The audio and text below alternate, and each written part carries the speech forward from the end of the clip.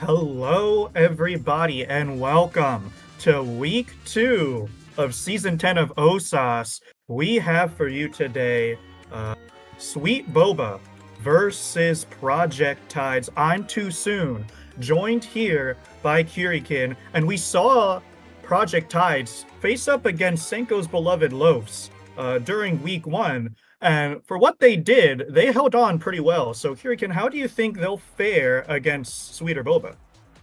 I'm actually kind of unsure because this is another team that has made it to top six. This is the remnants of Xbox Flip That, and last season Xbox Flip That made it fifth in OSAS 9, only to be beaten by Seraphim Crimson.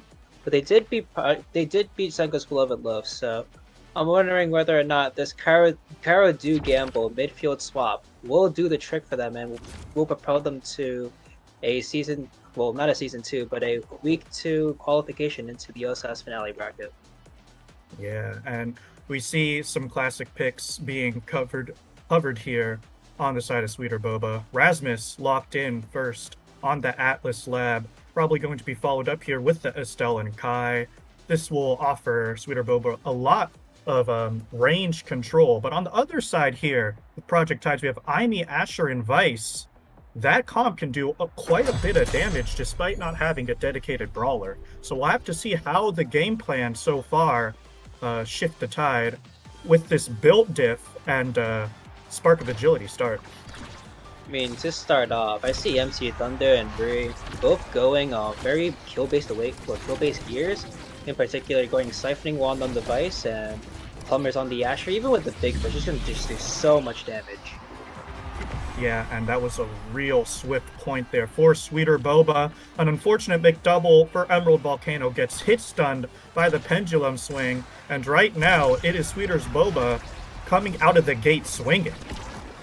Yeah, this team has been really showing a lot of dominance within even like last bracket. Like even though they placed fifth, they were like still a really good team. And even though Karasu isn't on his actual like pick, he usually wants to play Rasmus in this angle. Doesn't really matter since Sukuna also is a really great brawler, especially on Rasmus. Yeah. And we talked about how kills might come into play here, but it's for the wrong team. Power play right now for Sweeter Boba. Able to hold on for now. No. Great Estelle ult secures the second barrier here. Now it's Sukuna with the Whiplash, and that is another goal for Sweeter Boba. Yeah, I mean the spark of agility is really helping out. Even though Sukuna he's running size, but Kyra is just able to get in there really quickly. Even with the Mag Souls pick, it just allows him so much more breathing room and being able to just get into the play quicker and be able to help the Rasmus out a lot more. Yeah. And speaking of help, MC Thunder trying to help his forward, getting something done here. One barrier down, but quick to equalize is Sweeter Boba. Flip online here, trying to find a clear. Emerald Volcano does clear topside, but a nice Giga keeps the pressure up. Flip expended. Strike Wars 1. And it's just trying to find these clears, right? Sweeter Boba is doing a great job of covering all of the options, but unfortunate barrage costs them the second barrier. And I mean, energy is on the side of Suitor Boba right now. Cairo actually just burned the flip right there, but he's a little low though, which means that kill will be found there. So I think in general, if Project Titans can find one kill and just make it so that the Ashe has a lot more speed, because again she's running built diff. She doesn't exactly have a lot of speed, even because she has slick kick. She doesn't have the slick kicks buff. I think that if you just have one kill online, or just a lot of damage in general, if you force Cairo off, or even like any of the other characters, if you get one of them to low stagger to make them worry a lot more, then it makes it a lot easier to play the video game. Yeah, and it is built diff Vice. Not even a charged Supernova, and Sukuna is really low, but both barriers fall. Emerald Volcano, nice strike there. Rui with the flip, uses it to get that clear, trying to activate this offense. Black Hole chunks them both though. Rui, pass splitter, not able to find anything. That was a pass splitter, that was breakthrough. But the Whiplash, unfortunate there for Emerald Volcano. Barrage covering low and Whiplash in the face. It is Sweeter Boba holding on and taking this first set 3-1. I mean, that was just the Karase and Sukuna combo right there. Karase just stepping right up like he usually does, even with even with core flip, he could have easily just walked up and core flipped right into Emerald Volcano's face, and could have done so much. But again, this is, I mean, it's really early on, but I think that the Sweeter Boba will be scaling a lot more because Sukuna just picked up the Demolitionist. I mean, he's been grabbing all these barriers really quickly, and the fact that you have more cooldowns just makes it that much harder for Emerald Volcano to just get it out in time. Yeah, but cooldown's also on the side here of Project Tides. That Sentry turret with the extra spec is going to be very dangerous if they can activate this offense. But oh my goodness, Crystal Rose confirming the kill there, and both barriers fall, but Emerald Volcano quick to equalize here in terms of kills, able to stop Cairo for now. And he's getting pretty low as well. All three members back online here for Project Tides. One barrier down, trying to keep possession for a second. No, nice clear found by Cairo, Sukuna, and Karasu approaching here. 1v1, thwarted for now. Emerald Volcano trying to make something happen, but another member falls. It's a power play again for the side of Sweeter Boba. But Project Tide's doing a great job of keeping that core in the midfield, and that Vice is going back online now. But offense still rages forward. Whiplash almost connecting for that goal. Giga keeping Rui low and out of the defense, but a nice flip, almost taking that barrier there. Supernova not able to find anything. And even though they've been dealing with all these power plays, holding on for now, but that Death's Touch, a bit of a caster's curse. My bad, Project Tides. Sukuna able to clean it up there at the very end. And I don't think they, I mean, they kind of just left Sukuna out there in the open, and again, if he has that Death Touch online, it's going to be really hard to predict when he's going to throw it him, or where he's going to throw it in particular. But again, I think they just need to confirm it. If they can confirm one kill, and just hold the defense together, as they've been doing basically all game, as they've been being pressured constantly by Sukuna and Cairo, if they can just get one kill, again, it could just be a giant turning point, even if Karasu has flipped. Yeah, and they're trying to continue holding on. That Death's Touch almost let the core slip by, but a nice strike from Emerald Volcano there. Unfortunately, a flip costing MC Thunder their life there. It's this Asher can't really help on that defense. That Sentry turret committed, though, with the flip in hand. Wasted, though. Nice strike from Cairo. But they hold on for now, buying MC Thunder enough time. Sukuna with the core, though. Flip expended. Pass to the Vice. Not trying to find anything, though. Black Hole Pop. There's two flips on the side here of Sweeter Boba. Let's see how they use them. There's one. Nice pass. A beautiful shot from Sukuna to the bottom side off that flip. The energy econ is absolutely in the favor of Sweeter Boba here. Just better management in general. Yeah, I think that even with the amount of kills that's been going on as well, I think just the team play coordination is just vastly different, because we see Sukuna and Cairo both forming the triangle that we all know and love, where you just be able to attack the barrier really quickly, and it doesn't seem the same way for Project Tides, as MC Thunder and Ruri feel like they're just playing out of sync. Yeah, but it's not only the lack of coordination, it's also the superior positioning of Sweeter Boba, disconnecting the coordination, cutting the passes. But we see that Sparks might be a little bit dead this draft. However, a few strong options coming here for the side of Sweeter Boba. Spec training denied, but with how Sukuna has been using Death's Touch, not a bad pick for him at all. I mean, he's connected on a lot of these hooks, actually. Like, he's been hooking the goalie, he's been hooking the core, he's been hooking people off the map. It's just going to get a lot more easier for him. And even Karasu picking up the Spark of Focus, as well as having just the Agility Spark, it just enables him a lot more when he's eventually going to be pushing up.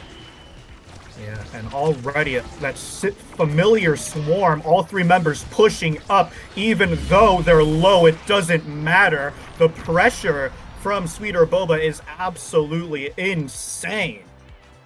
I mean, I think that Super Surge is going to put in so much work, as Kara's been finding like the greatest acceleries, and he's been playing this midfield so well, to the point where it's kind of impossible for MC Thunder and both Ruri to cover him, because again, he just found another kill.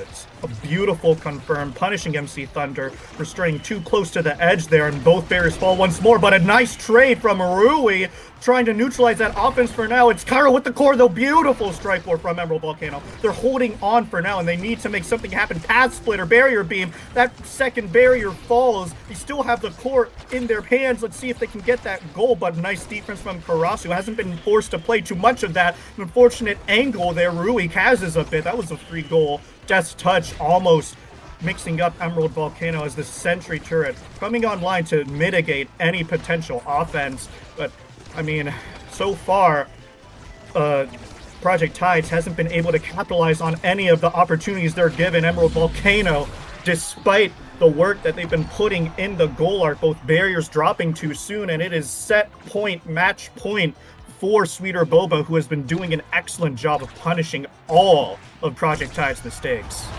Yeah, it just kind of shows difference of I wouldn't really say difference of skill that can come into OSS, because again you have teams like Sweeter Boba that are just completely dominating the game, and then you have some teams that do show like actual improvement, as in like Project Tides, as they find the kill right there. But like again, it just comes with practice, and the main part of I think what can be done with OSS is that you just need to have a lot of team coordination, as we see Sweeter Boba just being able to coordinate a lot better can lead to this game being turned around really quickly. Yeah, but Project Tide's trying to turn this around starting now. Both barriers down for Sweeter Boba, but both barriers fall. Their unfortunate Sentry Ball flip, force, pendulum swing, intercepting the clear! And a nice flip into the top shot. It is Sweeter Boba taking all 3 sets, and they win their first round of Swiss in an absolutely spectacular fashion. That's just a very dominant showing. I think they won 9-0. I'm unsure. I'd have to check that. But no, they did not win 9-0. They dropped 1 point, but still, like, I mean, the amount of redirects in comparison, like, most of the team had, like, well, I wouldn't say the same amount of redirects, but both Sukada and Karasu and Kyra were doing they were doing their job for the most part, and those redirects and shots really were in perfect position to just score on Emerald Volcano compared to the other team, where Emerald Volcano had just had a lot of redirects, while MC Thunder and Ruri didn't really have as much. Unrelenting pressure from Sweeter Boba, the story of this game. Emerald Volcano, a valiant attempt in the goal arc, but unfortunately not enough. But when we come back, it is round 2 of OSAS Swiss, so don't go anywhere.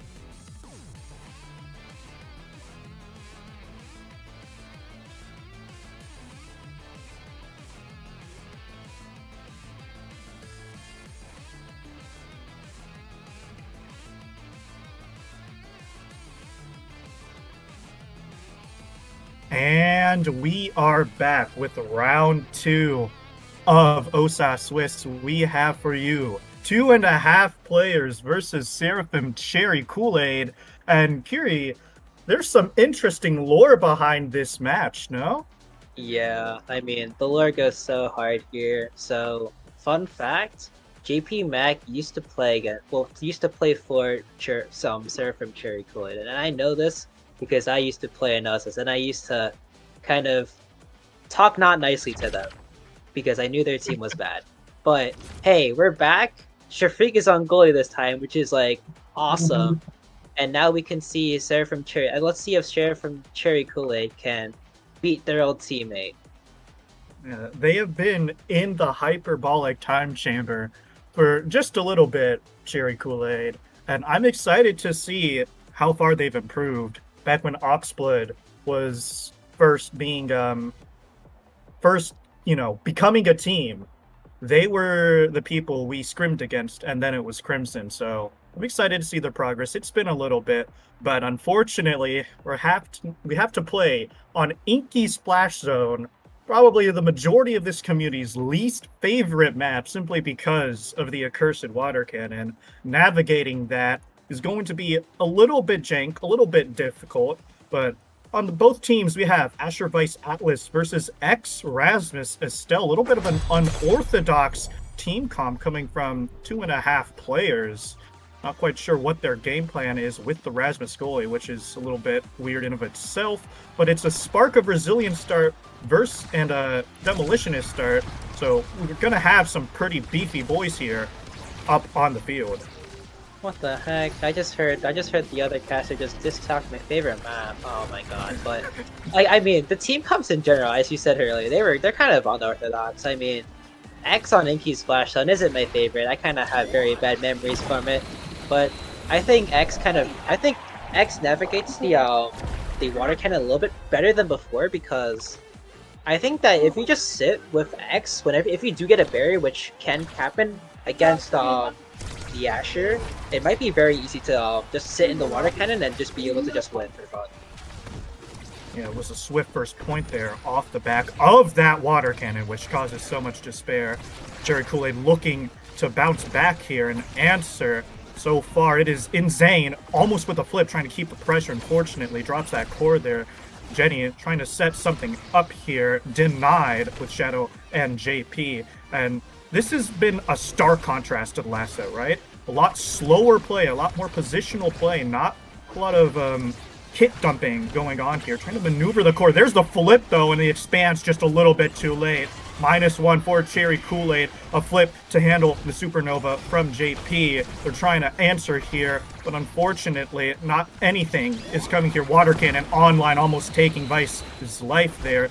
Shafiq holding on for now, though. And an unfortunate whiplash costs 2.5 players their barrier. A flip in the face of that water cannon isn't going to do anything. This expanse is committed, and that core went red with no cooldown. Shafiq, unfortunately, not able to hold on there.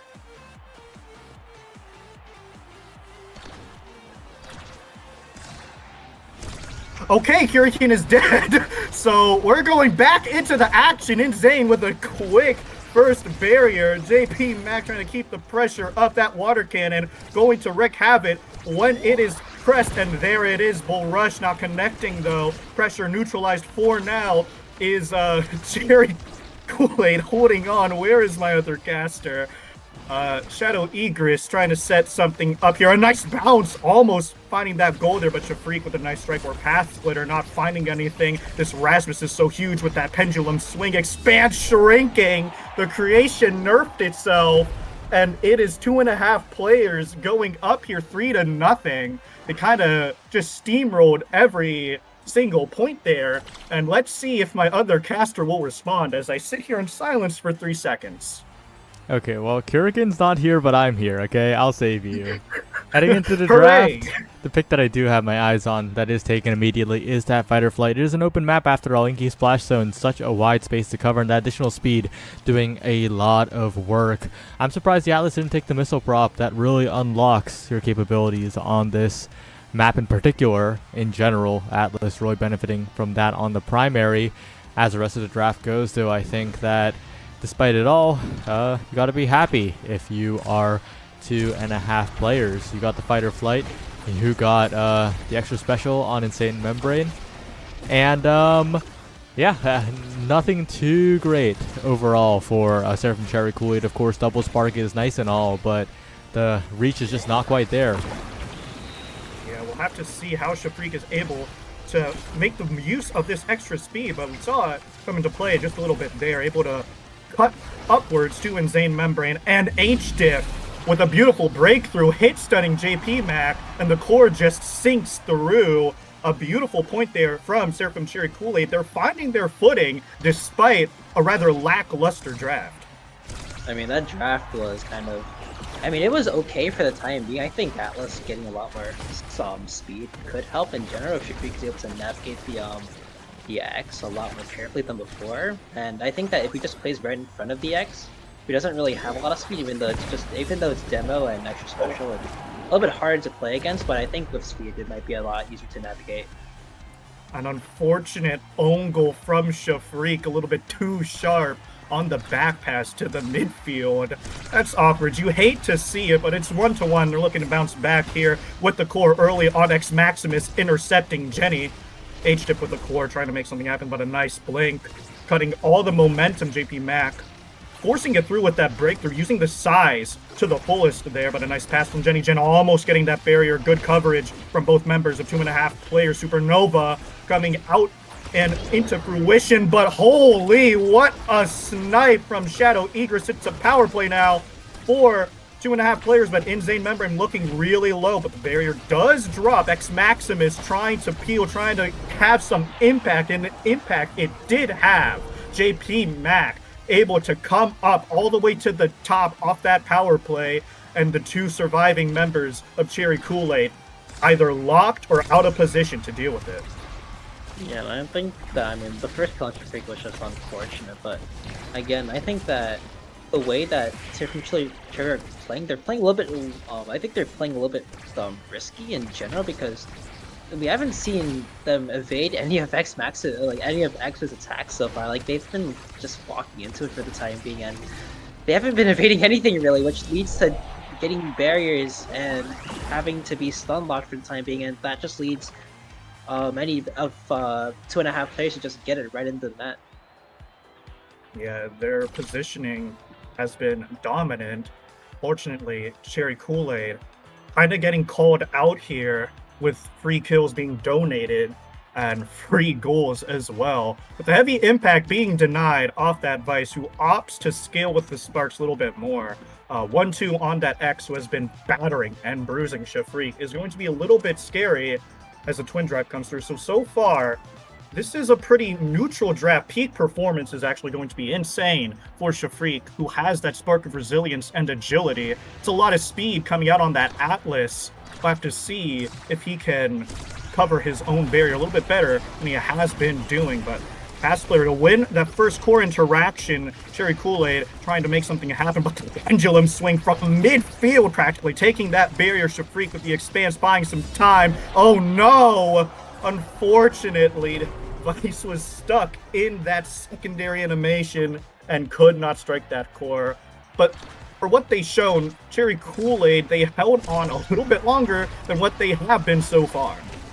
Yeah, and I think that in general, Shafreak's kind of, I mean, it feels like the entirety of Cloud are playing a little bit scared.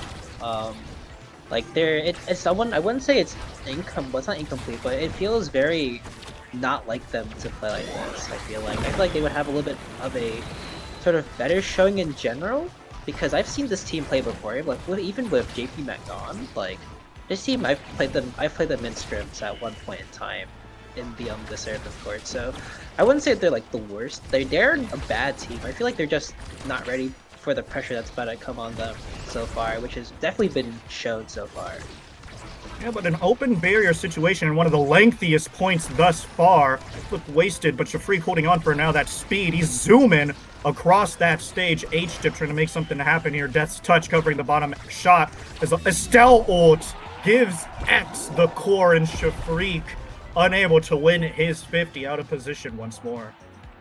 Yeah, I think he's just being caught. I think he's just getting caught lacking. I feel like he's in the position sometimes, but at the same time, he just doesn't expect something to happen. I think the main reason that he's playing Atlas is kind of just have the free luxury of being able to stop everything out, which he is doing right now. But he's using his abilities a little bit too consciously, and whenever he actually needs them, he has to like work his way around having to deal with a next, and it just makes it so much worse if you have Shadow Igris just constantly feeding the core right into Membrane.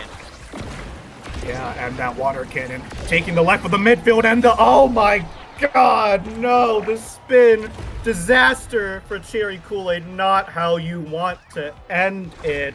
The map plus the brawler feeding 2 kills, and it is 2.5 players dominating Cherry Kool-Aid and JP Mac taking down his former teammates.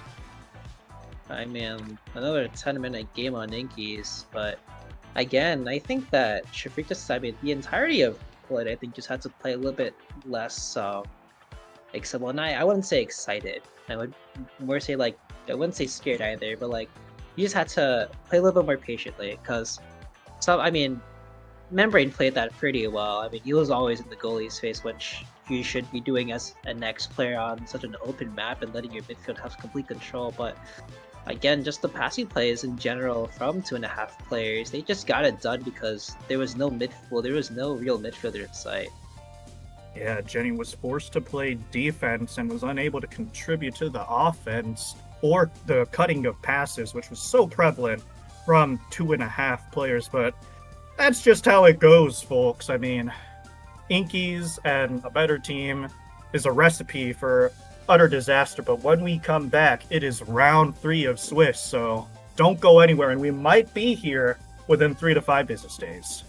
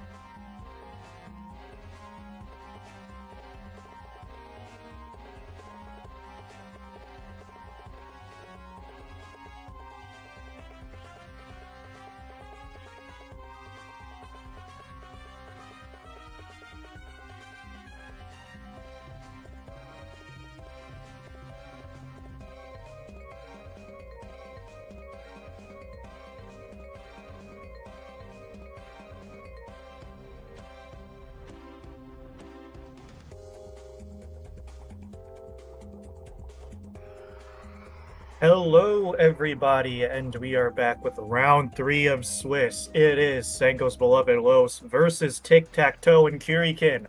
Do you think that this game will be a banger that lasts more than 10 minutes? I don't know. I really don't know. I mean, this is really funny because according to Senko's beloved Los brawler Cholesterol, this is his quote unquote best map. I can't wait to see my team lose.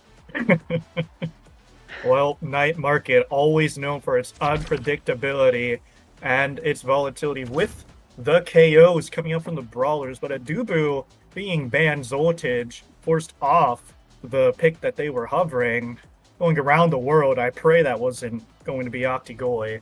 Stayed on there for a little bit too long.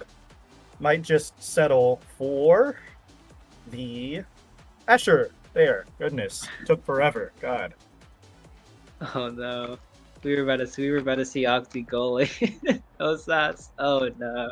I mean, they just straight up banned out Zoltage. I wouldn't really be too surprised because Zoltage is actually pretty much well known for his Dubu and Dubu only, but I think the random spam was due to him not being able to play a character other than Dubu.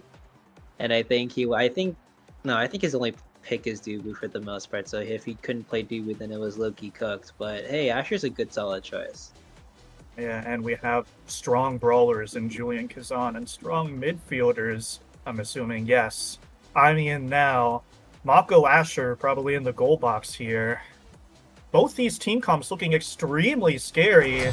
Kill power, survivability, and a whole lot of pressure packed into both of these teams on the build diff and CTL start. Yeah, size on Kazan, all of that impact power and size on Julie. Oh yeah, this is gonna be a banger. I wanna be a little bit creative here and say blah blah happy because Binay is currently playing really far up, and he's also using Strike Shot too. I mean, I told him to use Strike Shot, he's using Strike Shot. I'm very happy.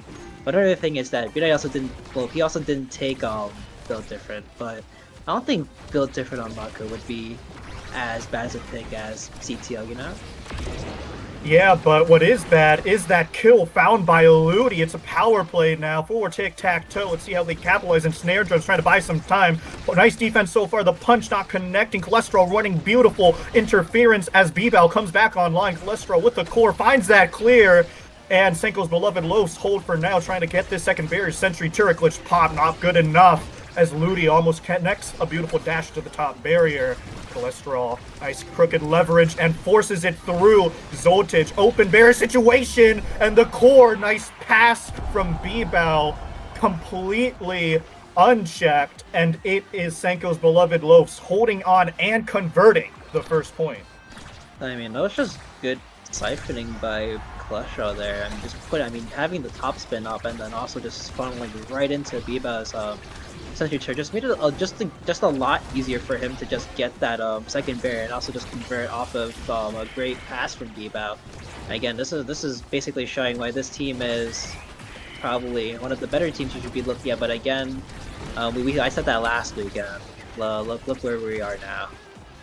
Now, fighting for their chance to hit the qualifiers once more, both these teams 1-1, but it is Tic-Tac-Toe on the back foot here with both barriers down. They do find one, flipping the hands of Eludi as Frosty trying to get it to them.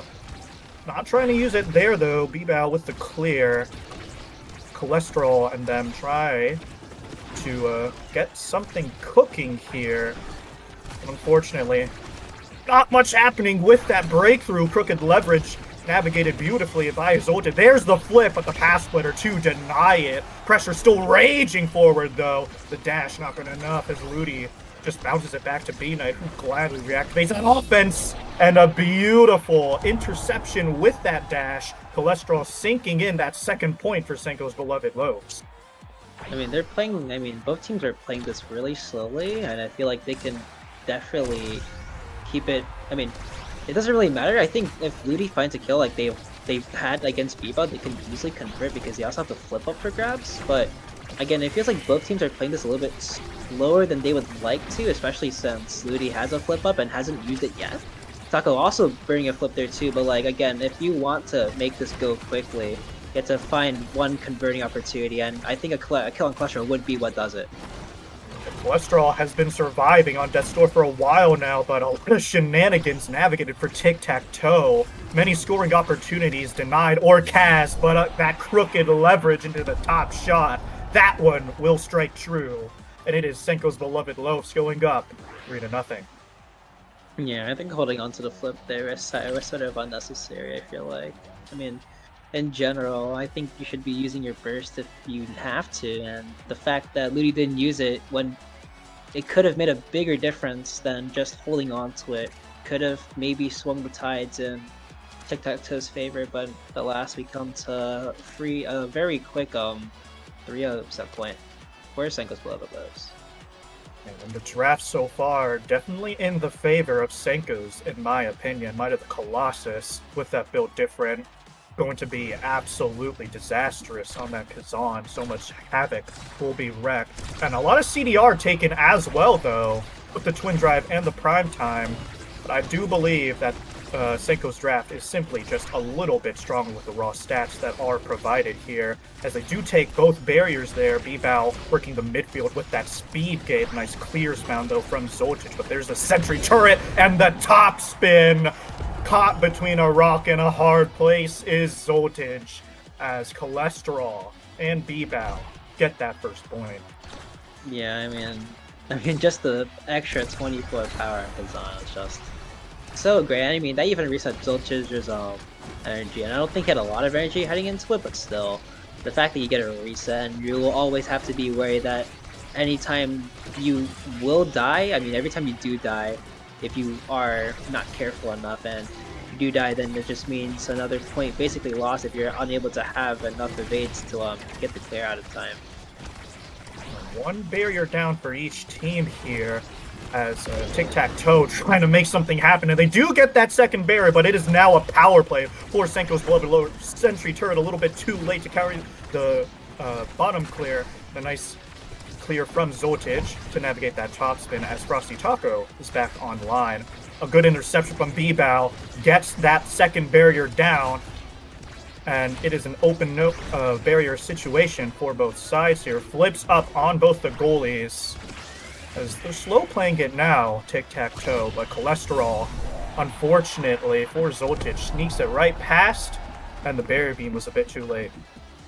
Yeah, the barrier beam not really finding its mark on time. I mean, save Asher, man. What a broken character, surely. But still, I mean, 145 power. I mean, it's just kind of unfortunate that it didn't land. But Asher has been playing against Zolcic like, extremely well, just finding like the great spots and where to make Zolcic feel really unsafe. But instead, I think that kill could mean a turning point.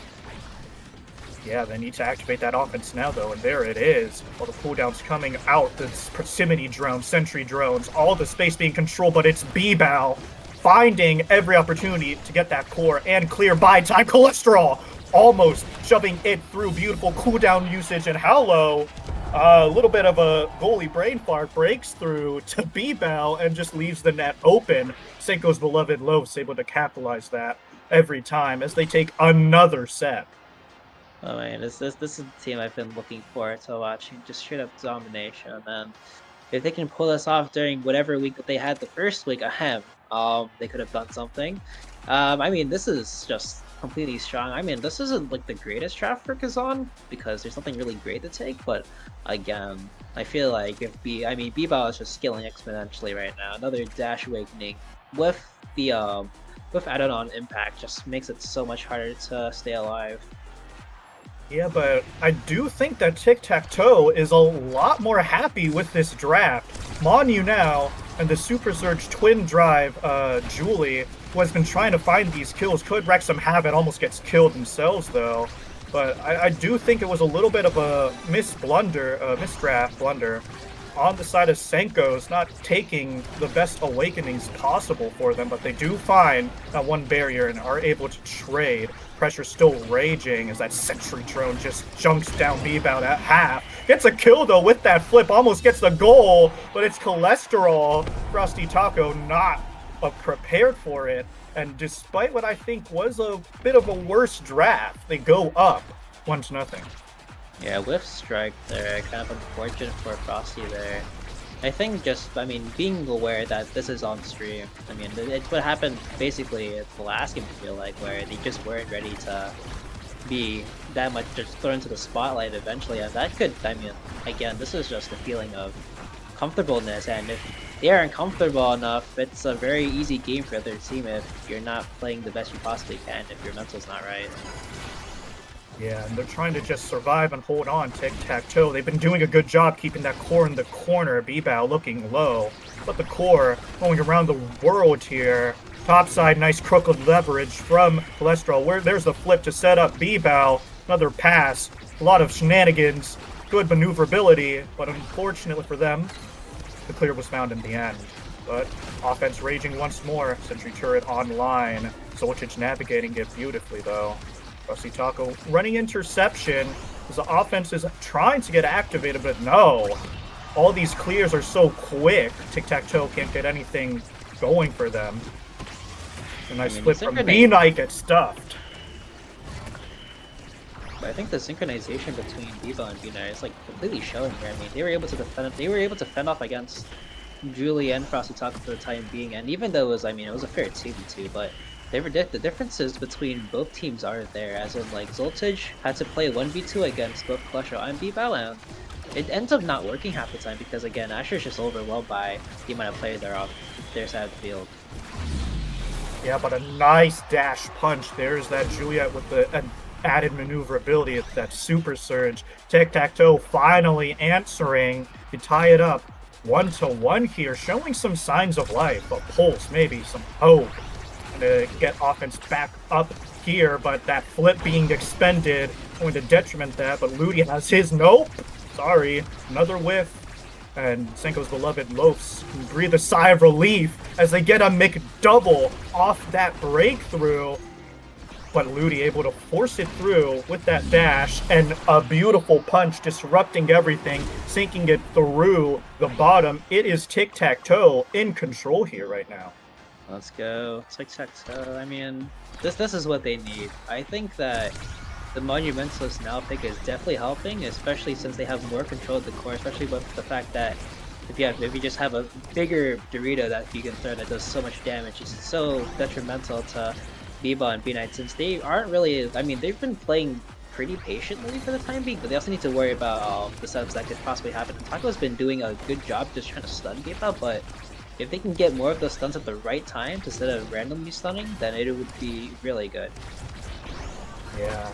Both barriers down though for tic-tac-toe. Senko's trying to answer back and get themselves to match points. Rusty Taco trying to navigate these flips, able to expend one. Glitch pop, crooked leverage, and the sentry turret stuffing the flip. They do trade in the end, but Senko's beloved Lopes more than happy to equalize despite that flip. Yeah, I think just unfortunate timing by Zolcic. I mean, even Bibao had burned the flip and Zolcic just to get him a little bit more scared to immediately clear it out, because I think the sequence was probably going to be, I mean, it wasn't that scary of a sequence. It probably would have just been strike and then reset. But again, the fact that Zolcic has to deal with no energy is just so overwhelming for him. The whiff strikes were capitalized, and Cholesterol got his flip with no abilities. That is a goal every single time, and it is Senko's beloved Lopes dominating tic-tac-toe. A beautiful showing from them. They will move on to the qualifiers and try and cinch their playoff spot, their finale spot. And at the end of the day, it was Senko's beloved Lopes who out-redirected, out-controlled, out-coordinated tic-tac-toe. Yeah, oh my god, the sweat beads running down my face right now. Where imagine like I mean, you could probably like see them if you play close enough attention, and even like the KOs in general. Bibao having 2 and Cholesterol 1. I think if they can keep pulling this off and not show what happened last week, then they probably got this in the bag. Like they probably have this week in the bag. Yeah, very strong showing from them. And fortunately for the stream, this was a 13-minute game and not a 10. But when we come back, it is bracket, and those games, those will be longer bangers, I pray. Don't go anywhere.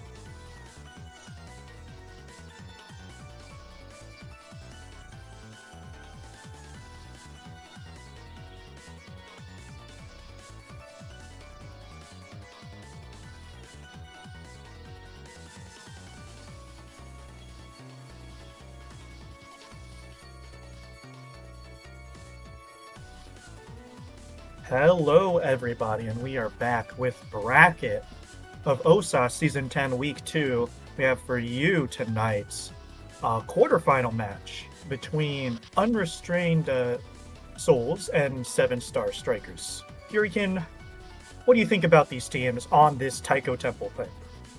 I mean, I think this is the second time I've actually seen 7-Star Strikers on their qualifier, so maybe this is a change of heart for their luck so far. But then, I mean, maybe this is another Fool's Cups moment, and as soon as we see them win, they might as well crash out, just like how we saw Fool's Cups this week. But again, this is also on the other side we have the Blobos. We have Donawall, Pig, and Sun. I don't think I've ever seen them before, so I'm actually kind of curious to what they bring to the table. But otherwise, this will be a very fun game, I think. And some pretty standard picks coming out here. Lock it down melee goalies for both teams. Asher and Dubu, probably top of the field in that position. And a Zentaro with a Juno being covered here. I believe Rune was banned, and another player was target banned. I forget what it was, but if it was banned, they were probably pretty good at it, eh? So yeah, Zentaro, Juno, Asher for Unrestrained Souls here. And pending this midfield pick, we can see two different styles of play here. But right now, I think the focus... Okay, the focus is going to be relatively similar. Pretty similar team compositions in terms of what they want to do and how they're going to play this game, with a slightly more mobile brawler in the Rasmus and Zentaro. But Juno, Aimi, both getting extra spec on this start. Extra spec Aimi, so potent. But on the other side, we have a super surge Zentaro. So two characters with Gigabyss off game start is going to be very interesting to look at. Yeah, I stand corrected. We haven't seen Unrestrained Souls in practice, so this is their first time. I want to actually wonder how they're going to play so far. And so far, they've been playing well, I think. They've put the barrier down against the Rasmus. And so, I mean, it's Asher, but still, I think holding it down against any like forward character on this map in particular is kind of hard, just because of how fast the core can do it at certain points in time. And since both goalies also running Shark Shot, that makes it a lot easier for the goalies to have a better time being able to just throw abilities out that are very ranged and are able to keep the forwards kind of under control. Yeah, but a lot of damage coming down in the flip to secure a kill. Unrestrained Souls on a power play, and the pressure rages forward. Nice strike shot, and the Blob securing that second barrier by the time the power play ends, and the goal. That's what you were talking about with the sudden red cords out of nowhere. Panacito not prepared for it in the slightest. I mean, that's the fun part of Taiko Temple, where you're able to just cause chaos by making the core go really quickly, and that's what we've seen so far, with Asher being able to have just complete control, and with that goal there, it kind of just cements how this team actually made it to bracket there. But so far, seven star strikers are playing their own. Yeah, and a beautiful bounce. They responded in kind with the fast core, utilizing that drum out of nowhere. Something I want to talk about here is Dubu also getting that extra special, along with that Asher. These massive creation ults that can have the potential to completely shut down one lane on Taiko Temple is going to be so crucial for that offense. Yeah, I mean, if anything, Fantasita kind of just has the, I feel like he has the better pick. Even if you're not playing Dubu forward, or, I mean, just playing Dubu goalie in general, having extra spec is just so strong, because, again, you're able to stuff it out harder than Asher could stuff out, I think, because obviously you know that Asher is kind of glitchy when it comes to hurl, but Dubu is sort of reliable, but at the same time as glitchy as Asher, so, I mean, I would still take Dubu all over Asher. Yeah, but unfortunately, that barrier is going to drop, not because of the ult, because of a bad roll, and oh my goodness, beautiful jump from Sudden, gets that core to the top side, and the death touch was a little bit too late. Yeah, I don't think he was expecting it there. I also want to point out that both Mr. Pig and Sun are running Max Souls on this map, which a lot of rotates will be coming through, and a lot of offenses will be built extremely quickly, and on the other side, only 100 is running Max Souls, while you have ops for the Slick Kick. So again, this is like sort of common for Ras. I mean, not really common for midfielders, but for forwards in particular. I mean, me for example, I would like sometimes take Max Souls if the time is right. And so far, Mr. Pig is piloting the Zentaro really well to hop on the defense, and it's really showing as he's basically dumping damage and also being a part of the play almost 100% of the time. And just as quickly as he helped on the defense, he secured that barrier. Looking really low, might die for it, Mr. 100 with the flip. But while all that is happening, it is Yap winning the 1v1 versus Dono Wall. Open barrier situation with one player staggered on each side. Mr. Pig is recovered though. This is a 1v1, two flips online. Dono Wall just going to take the bottom clear. A beautiful death touch forces the flip. Flip traded, no goal scored. Open barrier situation continues. Teams trying to maneuver the core around. And it's Mr. Pig almost getting that confirmed. A nice strike shot from Panacito. 1v1 here. Core migrating towards the side of 7-star strikers. Can't really find any confirm here. The cooldowns just to get the core to the other side of the field, leaving the goalie's job a little bit easier. And Mr. Pig, Tony's Blade forcing the flip. There's that extra spec wall pendulum swing. Not enough for the hit stun. And Aceto trying to find this angle. Get the offense started once more. But, I mean, oh no! Oh, the greed from Donowall, saved by the strike shot. The strike force coming through. The sentry turret falls at the worst time possible. Donowall almost punished for his greed. That's touch intercepted. And there's opportunities being given here, but in the end, it is the slime confirmed, beating the log, and Unrestrained Souls. They're able to close it out. I mean, it was a really quick 3-1 set, actually. I feel like, I mean, it wasn't quick in general, but I feel like it could have definitely swung in either team's favor, because I think that 7-star Strikers just had to have a little bit more patience when dealing with that initial core flip, because when Donowall flipped, it could have been easily intercepted if I feel like Yavsel played it a little bit slower instead of flipping right in front of him to try to catch it off guard. But again, this is like really, really long, so I wouldn't be surprised if some team messes up by complete accident and they end up turning it up into the next set.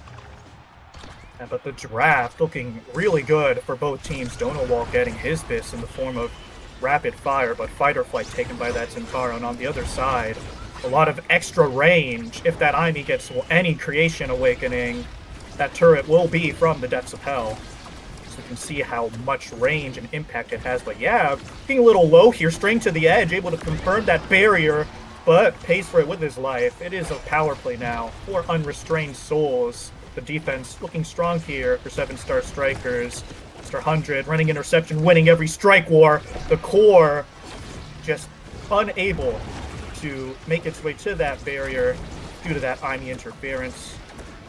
And it's a reset time for Unrestrained Souls, whose Zentaro unfortunately gets taken out there.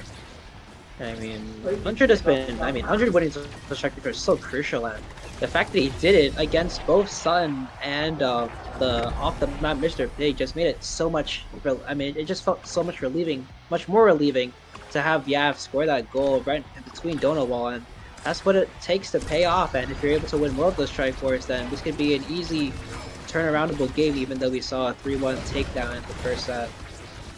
Yeah, the pressure continues with that Dubu ult. Yav almost finding 2. Donowall stops that in its tracks. So, but a strike shot from Panacito, beautifully placed, and the flip 1-1. But unfortunately, Donowall right there cover that out.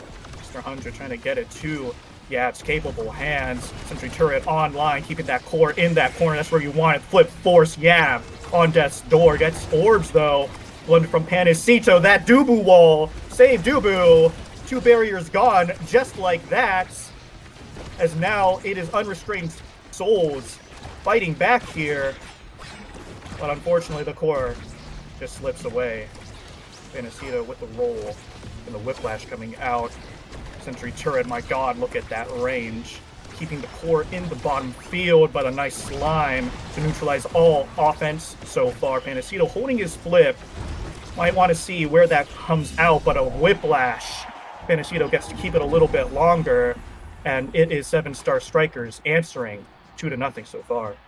I think they figured out the win con. Last set compared to this set, they've been clearing it into the corner a lot more compared to, against the Zentaro. And, Zentaro isn't, the greatest at handling corner offense in particular. This is exactly why some teams that love to play corner offense won't really play Zentaro in such great matchups, but again, if they keep playing this really well, because again they're actually winning a lot of the interactions, Yav just is right there, and again if they can keep keeping it away from Mr. Pig, who's playing a lot more defensively now because he's a little bit more worried that a goal will come through like that, then it will be very, very easy for 7-star Strikers to turn this lead really quickly. A complete change in tempo. Yav securing the final goal needed with a beautiful read on the pendulum swing. And we see the hot shot up for grabs here. Panacito would be wise to deny that. Juno already has 1-2 punch. That's the hot shot at home. And it is taken away, but Catalyst, always a strong option, as the rest of these picks really are more general, just stat givers with the 2 sparks and a glass cannon.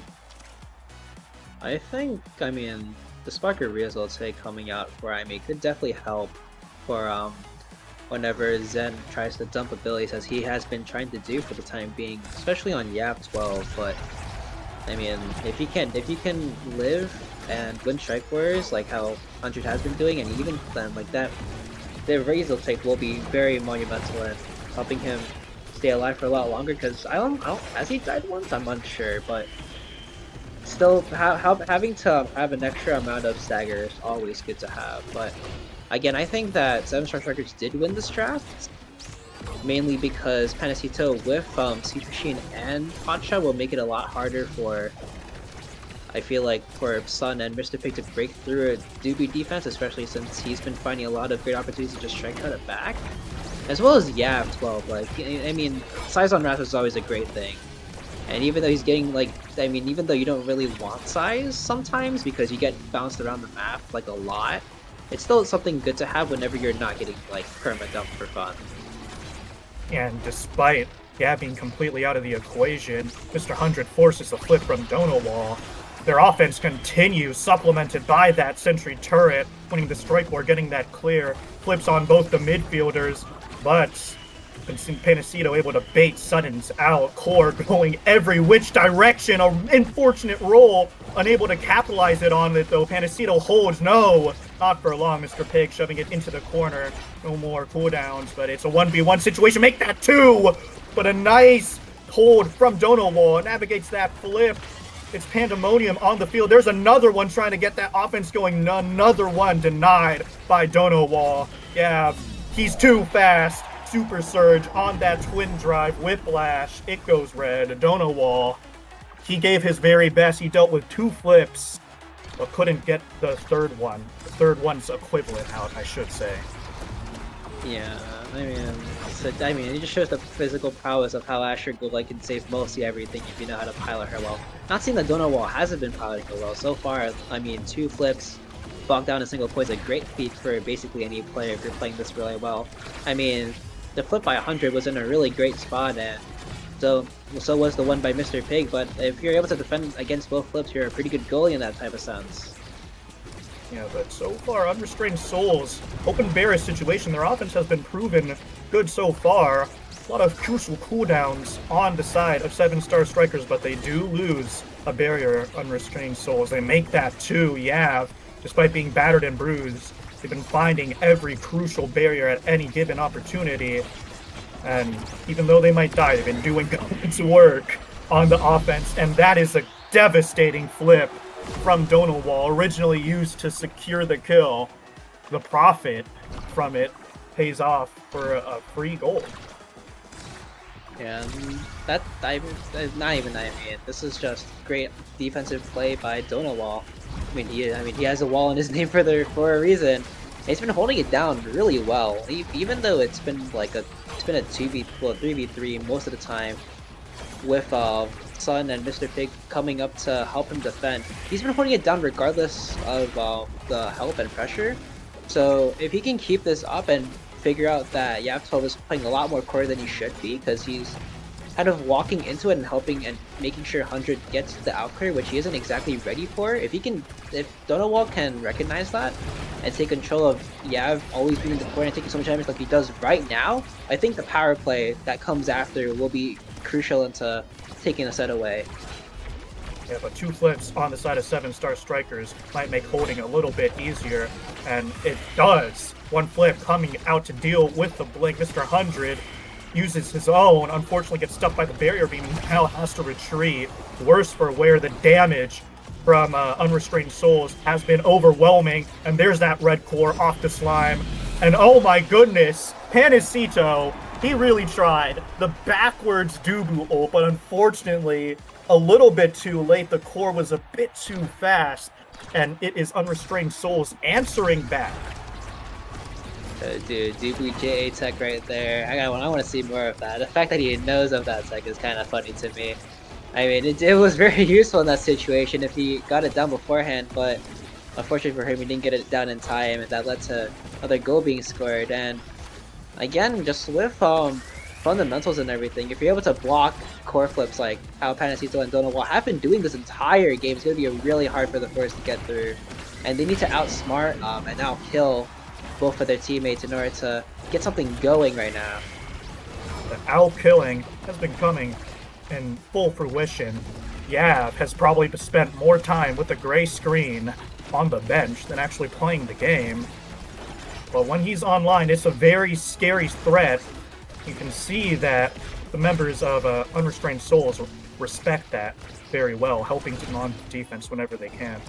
But it is an open barrier situation for them. The core is red, and it is set up beautifully for that Zentaro dash. A little bit of a wombo combo there. And Unrestrained Souls, they pick up this set and will look to close it out with this draft.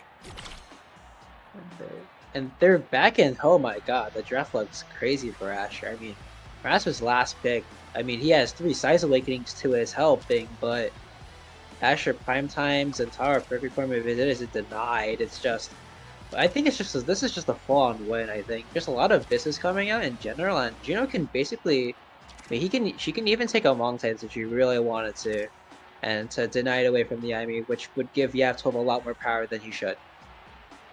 Yeah, Unrestrained Souls making out like bandits with that draft. That Perfect Form in Primetime, as you said. And really, it was only stacks on stacks the worthwhile mention here, because Rasmus was getting size anyway. And we'll have to see how they can manage this lackluster-ish draft, because if they can't, their shot of going to the qualifiers is dashed, and it's looking like that so far with Mr. Pig. Beautiful confirm from them. Yeah, with the Awakenings in general, I mean, oh, but I just realized that this is rapid fire and Primetime Asher. It's gonna be a really hard nut to crack. I mean, in general, Panacito has been holding decently well, but I think the extra Dubu range has been hurting him a little bit, because he's not exactly ready to face on threats sometimes, and the fact that Dubu Wall is a little bit more long range could cause more chaos for him, which is something he doesn't really want, as we've seen earlier with his sort of misplays with with Core becoming red. I think he is unwilling to let Core go red, and he wants to end the point off really quickly, which is kind of impossible to do since you have Juno with overtime plus with 1-2 on the board for Juno in particular. But that Juno did blunder with their flip. It's an open barrier situation for 7-star strikers, and they need to capitalize on it if at all possible. Holding on the defense now is Panacito. But Mr. Pig, he has so many cooldowns now because of that Perfect Form. But they're able to hold on for now as 7-star strikers. Strike Wars winning, flip available. Offense is raging on here. There's one from Mr. 100, almost sneaks by, but Dono Wall catches it with their own flip. Panacito with the core now. Yav trying to stay alive here. Yav has been dying so many times. He might die for a second time, and he does. But Mr. 100, beautiful glitch pop, winning that strike war and giving 7-star strikers some time to breathe. That goal might have been confirmed, but Yav12, I think he was close to a core flip, and so far, even though Dono Wall doesn't have a core now to kind of equalize it, even Mr. Pig burning it right there, still, the fact that you're so low and you don't have anything means that you're dead again off the map. Yav12 has not been having the funnest of times here. Panacito and Mr. 100 in a very familiar situation. Open barrier, down a man. But they are able to hold for now as Yav comes back online with a vengeance, but Mr. Pig! Oh, beautiful cooldown usage. That is the power of Zentaro Perfect Form. It is match point set point for Unrestrained Souls. In general, Perfect Form, it wasn't denied by Dubu, and it could cost him the game here because Mr. Pig has been finding so many chances to just hit whoever he can find, and even just killing Yav12 with the Perfect Form. I mean, he even has Ad Rush too, which just adds to the amount of damage he's been, and so far he's been hunting down Mystic really, really well. And if 100 and Panacito can't find an equalizer to keep Yav alive, or try to outright try to win against Pig and Sutton, it could be looking like a game. It could be looking like game over, as we are basically almost seeing right now. Mr. 100 able to find that second barrier. Once Yav gets back online, this is an opportunity for them. Mr. Pig staggered out of nowhere. This is their best chance yet to equalize. Sentry turret not finding its mark as pass splitter is committed for defense, but Mr. Pig goes down. Power play for 7-star strikers, something they haven't seen in a while. Yeah, with the whiplash, it's been so good. There's the Dubu wall, unfortunately navigated for them. Dono wall forcing it through with the Barrier Beam pendulum swing a little bit too late as Mr. Pig is back online, dumping his cooldowns, inflicting some damage to Mr. 100 on the ropes now instead of Yav, who pops his whiplash once more. There's that sentry turret stuffed again by the Barrier Beam. That is prime time and rapid fire. There is no openings there through that goalie. Panisito feeling the pressure now, forces the flip and the wall, but it's a death touch! It's a death touch at the perfect time. Mr. 100 fell down, but Yav, he was finally afforded an opportunity to shine. 7-star strikers, they are fighting tooth and claw. And this is the greatest. I mean, this is a good game so far. I mean, so far both ults lining up there. I mean, kind of just containing the core there for the time being, making sure that 100 and Yav could basically recuperate after that first goal, and that's what they need. I think they need to just have a little bit of a calm moment to kind of just recuperate and not have to immediately rush into the second barrier take, because they're kind of, I mean, before they were fumbling a little bit with the second barrier take, which is fine, but I feel like if they give themselves a little bit of breathing room in order to make back what was lost, I think it's very doable to take the set, as they basically have themselves a no barrier situation on their hands. Yeah, in an all too familiar position, though. It's a power play once more for Unrestrained Souls. But Panisito holding it down thus far. The pressure continues, though, and no more cooldowns available. But yeah, back online, looking to make something happen here. Breakthrough committed. Asher will be a sitting duck death touch. Not good enough. Sentry turret committed. There's the pass splitter. Every ult in the game is being used to get this point. The pendulum swing a little too wide, but there's the flip. Not good enough though. Dono wall is there. Cyber swipe a little too far. And Panisito trying to hold it down once more. Oni's blade coming out. That core is ready. That core is dangerous. Oh my god, that roll. Saving it for now is Panisito. The whiplash. It's good. 7-star strikers. Out of nowhere, they hold on. An unbelievable game thus far. 7-star strikers, they've been running it 2v3 half the time. And here are the fabled Creation Awakenings. And Rasmus, first in line. I mean, this is an interesting draft for him. I mean, the Stagger Tiger takes the only thing you possibly take. But again, Aimi with 2 sparks in hand, I think they're going to try to deny a spark here. I think Asher will take the spark and focus, and let Ivy have probably Deadeye or something like that. Or but she takes arrows instead. Maybe I mean, it could be a win con. I mean, she already has Twin Drive on the board, so it'd be pretty good for her. Not even Twin Drive, I might lie. I think no, she just only has 1 dash away. So, if anything, this bolsters her capacity to hit core from a longer distance and be able to contain a lot more of the out clear, if anything. Yeah, and we already see that added projectile awakening range. Both barriers down now for Unrestrained Souls. They've been playing this so well, but it's 7-star strikers capitalizing on any opportunity they get. That's the extra range from aerials, a beautiful glitch pop. 7-star strikers, they look like they were down and out, but all of a sudden they find themselves with a lead in the set 5. And I think, I mean, we saw earlier with Yato getting a little bit hit. I think not like a lot, but he was still getting hit like once or twice, and he's currently at like 1 point fast stagger right now. But that stagger will come in real handy really quickly if he's able to just hold off for the time being. But instead, it's just Mr. Pig being able to just have the add crush proc plus perfect form, which is just insane to have on Zintara. Yeah, and they are able to capitalize and get 1 barrier.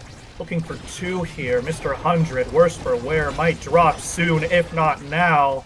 Wise choice not to grab that orb, but Mr. 100 can't help on the defense, and Mr. Pig able to capitalize on it. Yeah, the healthy member trying to get offense started. Sentry turret to help on the defense, winning the strike for Mr. Pig, setting himself up.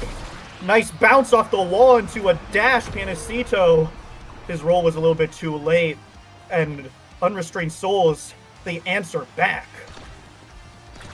I'm trying to play life there. Hunter was trying to play a little bit more life, and yeah, I do agree that you need to play more life there. And it was more than the right play. I think Panacea just had to lock it down against his Zentara, but again, what can do with perfect form Zentara? But so far, both teams are holding it down really well. I mean, one barrier down for both sides with this many away, like this many cooldowns up for grabs is just amazing to me. Yeah, but it is 7-star Strikers profiting once more. Death's Touch navigated by that barrier beat, but there's that sentry turret online covering everything. Dono Wall using his split before things get a little bit too dicey. Pass Splitter finding a kill. Dono Wall. Growth can't protect an attack. Mr. 100 with sole possession of the core now. Just trying to buy some time here, and by time he does. Yeah, back is online. Core red out of nowhere. Dono Wall just in time. Jump and a flip, and it is stuffed. Panacito redirecting it downfield here, as Sudden is the one who is low and dead. The dash range profiting for that kill, and it's a power play for 7-star Strikers. Panacito pushing up here, trying to supplement this offense, but unfortunately nothing much is happening of it.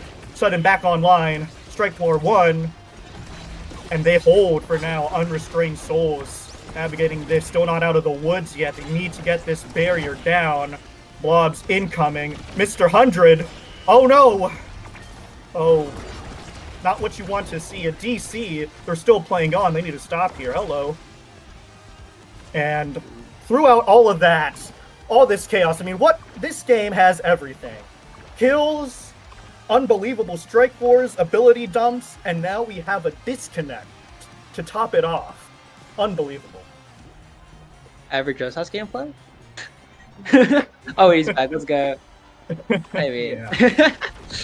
I mean, oh, What is going on? There's no way, bro. Oh, we have a disconnect at the worst possible moment, and then a lag spike from the goalie Panacito when they needed it most. This is unfathomable stuff. This is not what you want to see. Oh my god, it's Unrestrained Souls going up off that jank. I'm not sure how to feel about that. 7-star Strikers, they need to answer when they really didn't need to, pinning off that point, but the offense so far good for them. Lobs being navigated, Sudden shut down in the midfield, corner offense raging, and the flip is forced to get it out of there. But Panacito passing to his midfielder, who finds a kill with the straight glitch flop. 7-star Strikers, they get both barriers down. It's an open goal situation. Power play raging on, but not for long, as Yav off the face of the earth. Bro, I'm crashing down. There's too much going on here. What is this flip conversion? Down a man, Panacito to Mr. 100 in between all three members. It's chaos, it's pandemonium, but it is OSAS, baby. oh yeah, Set 5.5 wonders. Too bad I'm not on Crimson to help one team out, but still, this is a crazy game. I mean, 7-star Strikers, they're pulling ahead really quickly if we stop lagging there, but again, Panacito, even if he's not lagging, he's been holding it down extremely well, but he might not be for long if he's almost dead, basically. But still, I think that if we can convert on just this one barrier, try to get Dono Wall out with the flip, then it could be savable. This angle is so doable. It's so doable for 7-star Strikers, but Unrestrained Souls not playing to make it easy for them. They've been fighting extremely hard as well, despite that open barrier situation. Both ults committed here from Dono Wall and Mr. 100. Offense raging on. Once more for 7-star Strikers, but it's the only blade deciphering everything. The jump! It's over! The kit dump from Mr. Pig and Sudden. Heartbreak for 7-star Strikers. I'm not one to speculate too much, but if those DCs were navigated properly, as they should have, we might have a different story, but not to discredit Unrestrained Souls at all. They played extremely well, finding so many kills, so many opportunities. Panacito, the iron wall on the defense. But ultimately, all that pressure from the kills paid off for Unrestrained Souls, and they make it out with a dub. Guys, we might have to check Mr. Pig for most damage done. 64k. I mean, well, what can I say? Is Zentaro weak? Do you guys think Zentaro is weak? This might not be. This might not be real. Yeah, that is perfect form Zentaro. With the super surge start, by the way. I mean, you just gave that character 2 of his Giga Bests, Biss. But, oh man, hard fought battle. Absolutely spectacular for both teams. Definitely teams to look out for. We will see more of 7-star strikers, but unfortunately, their journey ends here for now. Unrestrained Souls move on, trying to cinch a qualifier spot in week 2. And when we are back, it will be absolute cinema, just like this game. So you better not go anywhere. OSAS will continue.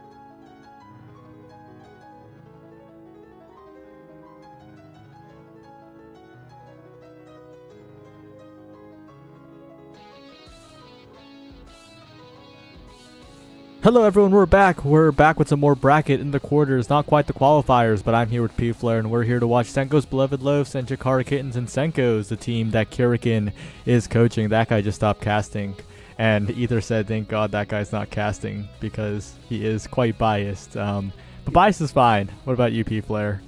Oh yeah, no, I make no bones about, like, I may not be biased towards teams, but I am certainly biased towards players and characters. If you play Luna, I love you. Simple as. Alright, heading into the map, which we'll see in just a second. I could probably check it, but we're stuck on a bit of a loading screen here. Okay, at Lab, the classic.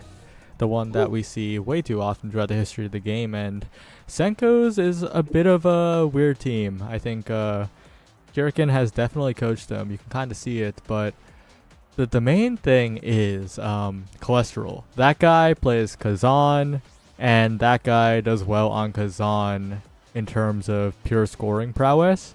But a lot of it does come down to teamwork, to synergy, and Senko's, sometimes it feels like they're a bit off rhythm sometimes. I don't know. I said sometimes like 5 times. I mean, if you gotta say it that much, then there's probably something to it. But yeah, on the other side of things, we've known Chikara Kittens for a hot minute. We know that they can kind of vary it up. They're a very versatile team, and at least in my opinion, they're a very versatile team. They can kind of adapt their play styles to almost whoever faces them. So I'm looking forward to seeing how they go against this offbeat team, because yeah, I'm looking at like Aimi, Luna, which again, I love you. So, and Asher, which I can see the logic here. It's just it's not a comp that I see often, if at all. Yeah, we'll see if the Aimi Luna duo can really do a lot of damage, because that's the potential here. But my eyes are firmly on Mura's Juno, and this is a Catalyst Spark of Agility start. So there's going to be a lot of flips going around, but again, that core speed potential on the Juno can easily overwhelm a Luna goalie, and that's a big worry if you're a Senko's fan here. Yeah, like you say, you're looking at Mura on the Juno. I personally am looking at Xenox on that Julie for very similar reasons as you said. Like, we know what Julie can do, and we know Xenox can pilot him. So I fully expect like Xenox to just try and like delete people. Yeah, that's definitely something that's being done to Cholesterol right now. It's looking like Chikara Kittens are a team of doctors, but maybe not as their barrier gets taken. B-Knight staying pretty healthy, pretty away from the play, and now with Cholesterol staggered, still playing very confidently. I like that. That turns into a goal for Senko's. Yeah, it's always kind of cool to see just like people go in no fear in their heart. You know what I mean? Just if they know they got a position, then I say it all the time, your health is a resource. Use it. And Cholesterol definitely did, and it is quite funny because Cholesterol can be unhealthy, so maybe Cholesterol staying up there while staggered might mean something a little bit further. Really good Crater to force out a lot of abilities. Well-timed Cyber Strike from Babao to capitalize as well. And with the flip available, with the flip coming up on Cholesterol, Senko's is looking very, very strong in this opening set. They look like they could just score this goal, score another one, and get on with the rest of the game. Yeah, there was a solid attempt at offense there. Didn't quite make out, and they had to like burn their flip for it. But it was a good effort. And so was that KO, kind of what I was expecting. Yeah, when Xenox is on that Julie, those dash punches are on point. We've seen that a lot, but that dash was off point. B-Knight lets the barrier go down, unfortunately, but it's still in the hands of Senko. It's still a power play for them. And with a good dribble from Babao, a good setup with a pass splitter, Fox and Sox can't do anything. I am almost speechless because that was great, just like heads-up play. Popped one after the other, just secure the point. You know, sometimes you got to spend your cash. Fully cashing out, all cooldowns down. Senko has got to be a little bit careful, but Babao boosting forward, cyber swiping into the center and being knocked in the right place. Unfortunately, doesn't get a barrier off of it. That would have been a great clip, but instead it's just a simple glitch pop. No! Zapboy's angle turns into a double barrier in favor of Senko's. 2 flips available as well, and this point is as good as gone. We're headed on to the next set with Chikara Kittens on the back foot. That was an impressive 3 and out by Senko, I'll be honest with you. So, I mean, say what you will about them, but they seem to have been trained well, and they've got some pretty good awakenings on deck for that. Yeah, my eyes are, of course, on that extra special if it's an Aimi. Extra special Aimi with the potential time with Slater is huge, but sparks are the name of the game here as well. With that spark of agility start, that spark of focus should be slightly higher priority. We'll see who ends up taking it, but it's Among Titans, another great awakening that gets taken before it. Giving your teammates size, that's a double-sized Julie here, so that's huge for Xenox game plan. Yeah, I'm kind of surprised that got as quick as it. I'm also kind of surprised that the spark of focus got taken. You're kind of like hinting at that, but we're gonna see how it works out. I will say that even though they got it, even though they got, you know, like first round, I am kind of noticing that Senko is, they're not flailing. They definitely got teamwork, but they do seem to be the definition of kind of all out, all in, so to speak. You know what I mean? Yeah. Yeah, like, especially like with B-Knight. B-Knight has been boosting like a fiend. Where, like, miss or hit is like, I'm not scared. I'ma still do it. Yeah, and that's also why Babao is dead right now. Good evade by Xenox, cannot knock a dash punch by Cholesterol off the edge right there. B-Knight and Babao, the dynamic dashing duo right now. Going in once again is B-Knight, looks for a Strike War win, but Fox and Sox, despite being on South American ping, still has those in the back pocket. Still continuing to defend here. Great Tofu Fortress. And Cholesterol staying alive, but only barely. Needs to be careful, but so does Xenox as a barrier is taken by Cholesterol. And once again, Organized Chaos, Senko's beloved Loafs, the ones in the lead. It's a power play, but they still have a barrier advantage. Yeah, that's been crazy. Like you said, like you very much said, Organized Chaos. These guys, like on almost anybody else's hands, I feel like this kind of play would not be rewarded as much as it is, but they get the point off of like just this crazy dash flip and setup, and it's just wild how nothing they do makes sense, but it works out anyway. Yeah. And especially the defense too, right? You would expect this Lunatic to get eaten alive by the Slimes, by the Juliet, but so far B-Knight is staying quite stable. Okay, bit of a caster curse, both barriers go down, but it's returning kind of on the other side. Cholesterol and Babao still pushing forward, using the black hole for a rebound, but too much damage taken, and now B-Knight's in trouble. Xenox will tap it in, and Chikara Kittens will return, but it was still looking scary for them. Senko still kept it a little close.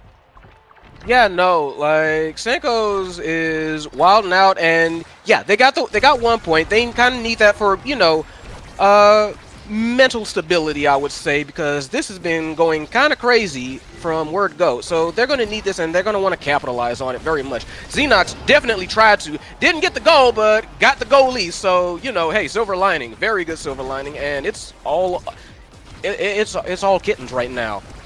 It's all Kittens, but Babao serving as a decent substitute. Almost got the save there too. The glitch pop only a fraction of a second late here, but it is a lead for the Kittens. The Kittens are the ones who are trying to make the comeback and looking quite good at it right now as Fox and Sox, plenty of meter for Insurance Xenox, plenty of meter to bully the Luna with. So if Senko's slip up one more time, that's the end of the set. Yeah, that's kind of like that whole feast or famine playstyle that's coming back to bite him a little bit. Another kill going down, and that's power play. They're trying to make it a 3-on-1, and yeah, it's just sometimes you go crazy and you get rewarded for it, and sometimes you lose. A bit of a timing mix-up there with the Slime. B-Knight not ready for the delay caused by Mura. It's an even game now, but my eyes are still on that Juno. Hotshot or 1-2 punch could change this game completely. Neither are on the table. But Fight or Flight is such a strong awakening for creating a speed advantage. But time was created for extra special on that Aimi as well. This is a draft that's full of power. There are so many strong awakenings. There's so many what would be best in slots. This patch is a little crazy. Yeah, like there's plenty. I don't even know what to say. Like who should get what because everything's good. Like just everything is would like make sense. Okay, but I do think there was one misdraft. Go ahead. I know that Juno wants dash range, but there were so many better awakening scenarios there for Mura. There was the rapid fire, there was the fight or flight notably, which falls all the way down to last pick cholesterol. And fight or flight, considered quite possibly the strongest awakening in the game, falling to cholesterol last pick. I think Senkos are so happy about that. Oh, Yes. I'm sorry. I was gonna go on a little bit of a tangent because I have seen Ariel's Juno be played and work out very well in the European League. I cast a lot in the European, and I mean I'm sure you've seen it too, but Ariel's Juno is not something I sleep on anymore. I've seen that to great effect. So I'm just like, okay, yeah, that makes sense now. yeah, but usually, it's they don't take aerials over fight or flight, you know? Like, Yes, they do. In Europe, yes, they do. they do? Yep. In the midfield They're like- position? For Juno specifically, yes. I've seen at least like 2 people go straight for areas for Juno because that jump distance is insane. I Like guess they just value it. I guess It's this just a batch it makes more sense though, because Chrono's out, so there's less dash awakenings in the pool, right? By 1. So it does make a little more sense here. And that extra range also doing quite well for Mura in that interaction. But barriers traded on both sides with energy available. Cholesterol also low, needs to be careful. Bina and Babao have been sniped out on the edge quite a few times here. And Xenox going for another one, but it will be a barrier take. All barriers open now as Xenox comes in. There's the aerials range on Mura. And as soon as we start talking about it, I think we willed it into existence. Mura is making the difference here. Like it's definitely one of those like underrated picks for Juno in over in North America. In Europe, they're all on that. So we're gonna see how that continues to work out for them. They already tied up with barriers. We're gonna see if it makes it happen. Yeah, but again, Cholesterol still benefiting a lot from that fight or flight. They can get some dribbling plays in, but the dribbles aren't tight enough. Fox and Sox interrupting quite well on them, actually. Walking up and striking, making sure that Cholesterol can't get a clean power play. And with a lot of energy built up still, trying to line up the barrier beam, but not quite getting it lined up still. Chikara Kittens, they're staying stable despite the offense coming out from Senko's, and it's looking scary for Senko's. They need to get something going quickly, or else it's going to spiral out of control here. Yeah, no, Xenox has been a persistent threat for several of these exchanges, these back and forths. Been threatening like KOs for pretty much everybody. And Cholesterol already like on the ropes there. They've got to watch themselves. That was an incredible save. B-Knight tried to play out of their mind. They were playing out of their mind, but just too much offense, too good angles. Yeah, too many slimes on the field. That covered too much space, like you said. And now the hotshot has appeared. And this Juno has pretty much a perfect build. Has the dash range, has the hotshot, has everything that you could want on the character. And now it's getting a little scary because nothing even close can be picked up from Senko's. Like, they're not getting nearly the same amount of power. Dubu picks up speed. Falcon Sox happy. Glass Cannon, sure, but like, just look at the whole draft and Chikara Kittens are smiling. Yeah, no, Chikara Kittens worked it. Like I said, Juno almost has like an Exodia build, in my opinion. So it's going to be very scary, especially. Oh, and also Julie with the specialized training. I think that's gonna. I wouldn't be surprised if that came into play real fast. So looking, yeah, like I said, like very very scary for Senko's. They're just going to have to find some way to like just buckle down and survive this oncoming onslaught. There is one win condition for Senko's that they haven't really played to, though. They haven't gone all in on the damage yet. And honestly, they should have last set, they should have the set before, because they have more damage in their composition, right? Like, they have the Asher, they have the Aimi, they have the Luna of all characters. But the team that's focusing on playing damage more is Chikara Kittens. And despite being a slightly lower damage comp, because they're playing for the damage win condition, they're the ones getting the KOs. Yeah, I can definitely see that. You're not wrong.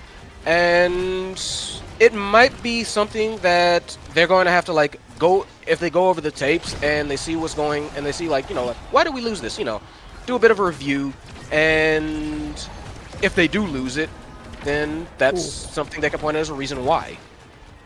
Really good clear by B-Knight. A little scarier there with the slime as Xenox tries to get a crazy play in. Good strikes as well after the boost, trying to find the passing play, but Xenox is so scary, standing in the center of the screen, interrupting everything as B-Knight tries to find another desperate play, unable to this time. Cholesterol just can't get a clean barrier beam, and these slimes just have a little too much range, make it uncomfortable, but Fox and Sox doesn't expect that particular bounce. Bit of a unforced error, unfortunately, but Senko's will say that we take those. Yeah, for sure. Take those whenever you can get them. I'm just, like, went straight for the roll and just couldn't get it. Okay. A little weird. Cholesterol, though. Flip available. Xenox, though. Bit of a killer instinct here. Like you mentioned, the specialized training could come into full effect, but instead it's actually Mura that disappears off the edge, but it's still an open barrier for the side of Senko's. They got to be careful because this Fox and Sox Dubu could be setting up a Tofu Fortress anytime soon. Yeah, you see, they were trying to drop Xenox real bad, but unloaded, not quite. But that did it. Black holes, yeah, sure, that'll do it. And at that point, Cholesterol just kind of knocked it in. Fox and Sox was just not quite ready, and Senko surviving. They surviving. They making it. Surviving for now, at least. They have a lot of meter as well to try and make a play soon. But they gotta do what work for them, right? They need to put the damage pressure on, because if they don't, Xenox and Mura will overwhelm in the core control department, in the scoring department, like we're seeing right here. Mura and Xenox playing the corner, making sure that it's difficult for B-Knight, and 2 barriers already gone. Yeah, while like almost a desperation flip there, but it did manage to clear out, and it got them both barriers, so that was something. But B-Knight is out of position, cannot save the core. Hotshot Juno strikes once again. It's 2-1, 2 goals away for Chikara Kittens in terms of closing out this game. And if you're Senko's, you got to be careful, right? You had the lead, you had the 2-0 lead. But again, it's still the set where Chikara Kittens close out the game, and Cholesterol is looking dangerously low.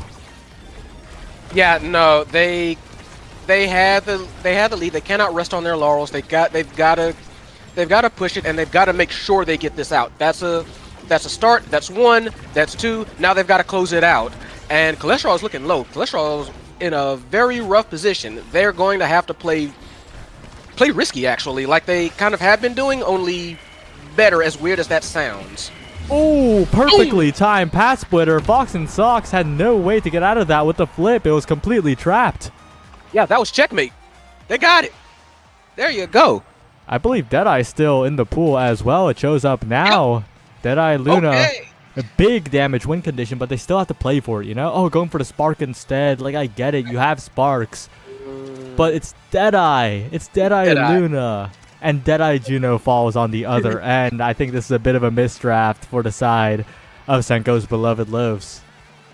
Yeah, like I said, like, it's one of those things where you look at him and you go like, yeah, I get it, but big but. So it's like, hope that works out for you. I would have gone Deadeye. Like you said, the damage is, I think, what really needs to go up on their level. Just kind of, you have to scare Kittens into not pressing as hard. That's the problem right now. They have all the movement. They can convert, or should I say transition, to offense much easier, in my opinion, than Senko's can. So you have to make them scared to do that now, and they're not. Yeah, and especially not scared is Mura, who's jumping in there. The aerials dash distance coming in. And of course, Xenox putting on constant pressure with the dash punches. The slime speed is overwhelming here, but the redirects aren't quite there from Mura. It's defended away as B-Knight flies into the center, unable to get something concrete.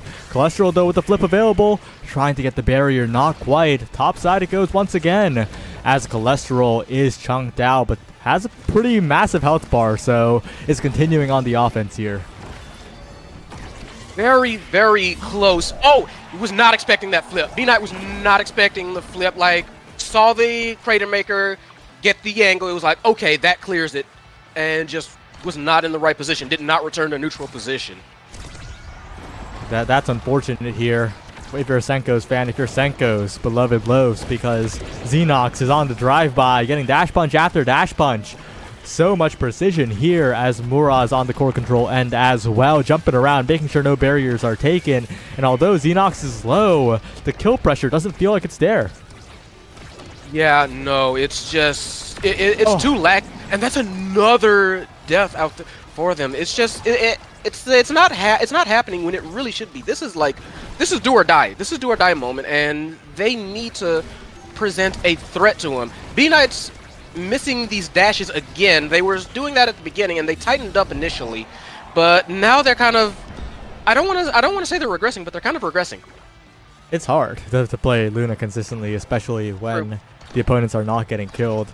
The damage focus just isn't there for Senko's, and instead of it being some kind of misplay that's really costing them, it's just like a general conceptual thing that's costing them. It's allowing Xenox and Mura to find a really good offense, and oh no, it's forcing them to burn cooldowns they shouldn't on defense when the core bounces like that. Cholesterol, one hit away from death. The log almost does it. Needs to be careful, but I think Chikara Kittens have this one in the bag here. The Slimes, we're going to have to watch them because this flip could be devastating. To the bottom side it goes. Mura not quite able to close it out yet, but it's only a matter of time because Cholesterol is almost dead. Bibao trying to find a passing play, but passing to who is the question as a spec training forces out evades. And once again, Chisenko's beloved lows forced on the defense. Good clears by B-Knight, but constantly forced to make better clears to try and get out of the corner. And Xenox is still surviving.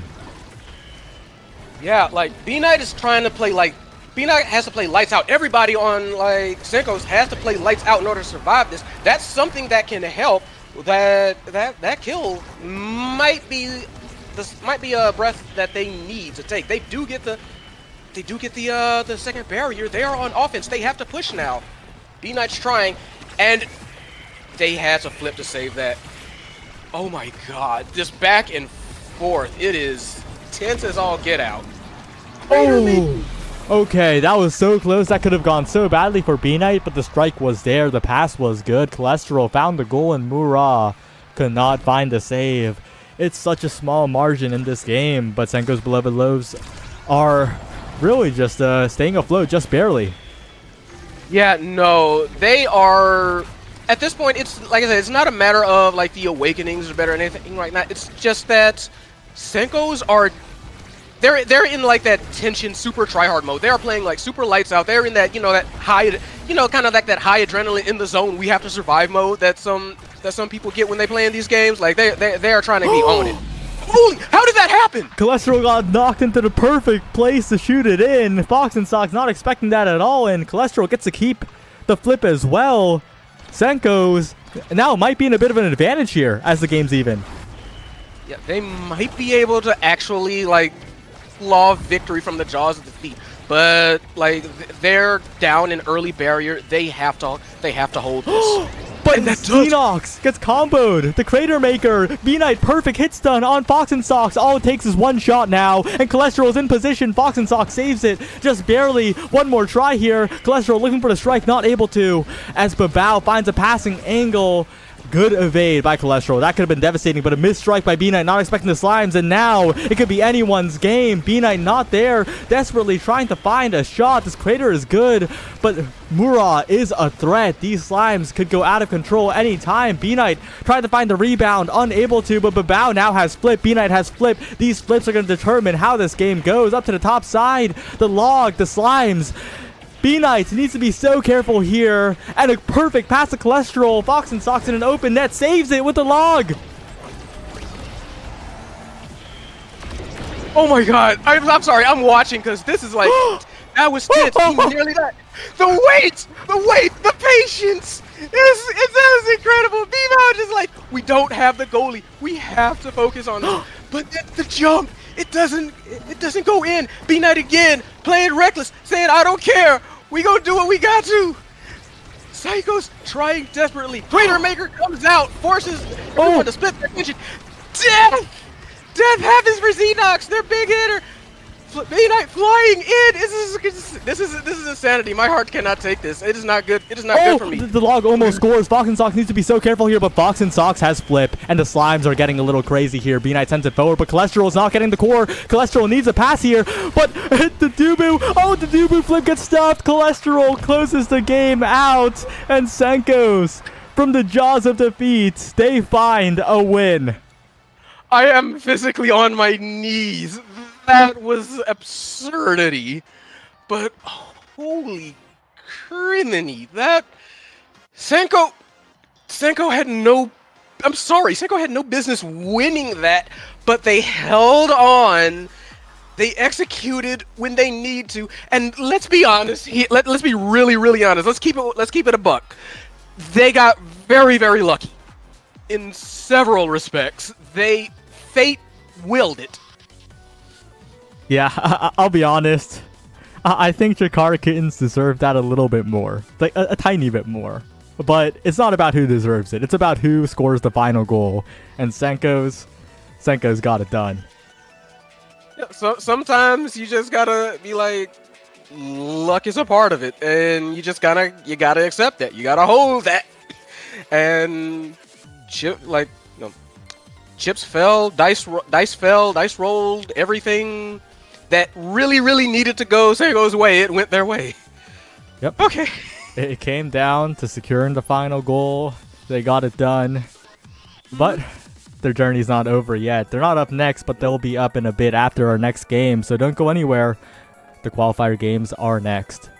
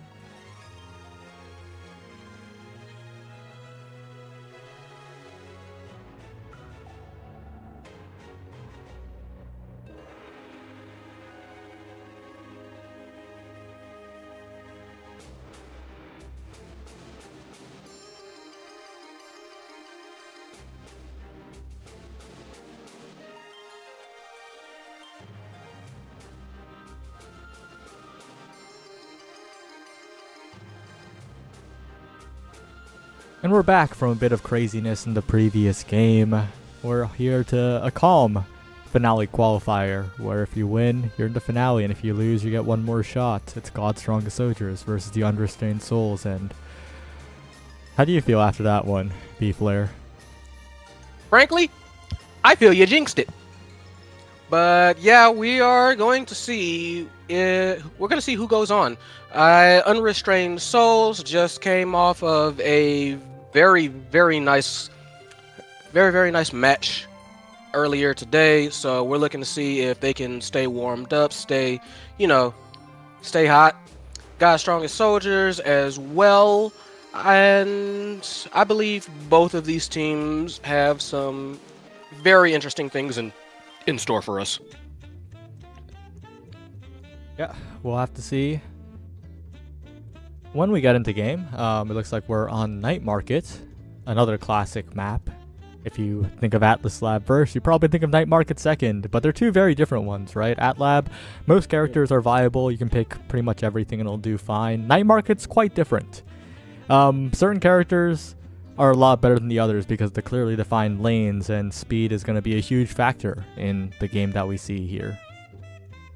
Oh yeah, for sure. Like, Night Market is a bit of a different beast than a lot of the usuals, just because of, like you said, how the lanes go. So you can see a lot of different, dare I say it, almost like unique playstyles, kind of like what we saw like last game, but more expected, just because you're trying to maximize what these different teams, like what these different characters can take advantage of. Well, heading into draft now, God's Strongest Soldiers. Katyusha Kurtz is a player that we've seen in the past, but overall, God's Strongest Soldiers not a team we see in the finale too often. I don't think they've been in the finale. I don't think they hit bracket like too often. So overall, they're really just trying to push forward, find a big win here to make it to finale. Just here, straight up, like if you win, you're in the finale. Unrestrained Souls, on the other hand, we saw what they were capable of. They have quite a few fans. And I think their goalie was quite notable. Donowall, true to their name, was holding it down, while Mr. Pig, fantastic on the Zentaro offense. I noticed that Zentaro is open yet again here, and their comp's looking a little interesting. Drakkar and Atlas, though Drakkar is quite decent on this map, I gotta say. Quite pickable. Oh yeah, no, for sure. Drakkar can like dish out a whole lot of damage, and with these lanes, there's a lot less room to avoid all the projectiles that he's throwing at you. So I can definitely see Drakkar is definitely like a solid pick here. Atlas is also obviously very, very good, just because you can basically shut down a lane with Atlas, especially if you get the right build. It's just like you don't get to play on that lane for like a couple seconds. So definitely gonna see how that shakes out. I noticed that Asher got banned for Kurtz and instead went for Mako, which also very, very good on Night Market in particular. You were talking about speed, and Mako helps with that. Yeah, well, we'll have to see if Misael can find some scoring plays here, but it's actually the Aimi that does it a lot more. The Aimi is oh, I saw this right before, but it's not CHQ. It's Rico Polo. That is the Aimi. And Misael and Rico Polo combining quite well to find the scoring pressure early here. And of course, Atlas very good at upfront anti-stuff, but when the opposing team goes around you, Atlas a lot less effective. Yeah, ooh, ouch, ouch, ouch. Got pushed back into the goal line, did Misael, and now they've got to deal with like this power play. Don't seem to be getting a whole lot of it done for. Barely managed to save that. Like you were kind of like saying, like Donowall, great defensive player, but we all know like the intrinsic weaknesses of Atlas, and that is that Atlas does not like to run. He walks. He will not be shaken. So sometimes you can just kind of like you mentioned, shoot around him. So something that they're going to have to keep in mind, both sides. Donawall, though, still managing to defend for quite a while here as Misael gets brought low once again. Mr. Pig's damage output is coming into play here. And this Drakkar Stealth comp is reminding me of a certain NASA team that I told to play this comp, and they found decent success with a long time ago when NASA first started. But this open net's a little too large, and it will be Rico Polo getting the first goal. Very nice angle from Rico Polo. Is very just on target. So early goal, early lead, and we need to see if they can like keep that up. Because already initially I'm noticing, like you said, Mr. Pig doing a lot of damage, Sutton being very good in kind of like the additional damage support, just occasionally like sniping for the sake of, almost like that, and just a scrum that allowed Sutton and Pig to just get them off balance for a second and get the core in. Very nice. Yeah, Sutton's follow-ups have been great. Donawall has been true to their name on the defense, making sure to hold it down even in that first point that they lost. But Mr. Pig has been the star of the show. Rapid fire 2 barriers taken in the previous point and trying to do the same thing here as well, setting it right past Amako's reach. And God's Strongest Soldiers, these are... So I got updated information from Kurikan. These 3 players all made it to OSAS 9 finale, but it wasn't as this team. It was on a different team. So this team as a whole is new, but Donawall has just murdered someone on the bottom side of the map with a strike shot. So, you know, it is what it is. But yeah, definitely, it seems in that case that there is now also the matter of how cohesively they can play together that may come into play. But if they've made it work so far, considering how far they've come, so, you know, nothing too sour to say about that as somebody else goes down. Misael just gets bopped trying to bop someone else. Yeah, but flip available for Rico Polo. Almost gets a KO on Sutton with the dash flip. Unable to finish it off, though, and Mr. Pig is doing so much damage. This Drakkar is looking like quite the pick on this patch. And once again, Rico Polo brought so low. Mr. Pig, all it takes is one good shot to take out one of the forwards. So much damage dealt, both staggered. These lock and loads are going to be devastating, but Donawall does lose a barrier. But it gets a kill. Wow, on point. Yeah, that was slightly unexpected, but yeah, already we're seeing what the problem is, and the problem is the pig. So they're going to have to kind of like think about this come the draft again. Just he got the shotty on. He got the shotty ready. It's loaded. It's barking. So they're gonna have to find a way to play around that. Keep a full team, for goodness sake. Yeah, it's looking quite devastating here, but Misael trying to change what the play is with the barrier take, with the scoring attempt here. Defended away once again by Donawall as Sutton and Mr. Pig are going to try to find a shot, a snipe, to make sure it gets past Katyusha Kurtz. So far, though, unsuccessful. Donawall, though, gets it past, and Mr. Pig shotgunning it forward. The night market angle out of nowhere. A bit of an own goal from God's Strongest Soldiers, but Unrestrained Souls, they'll take that.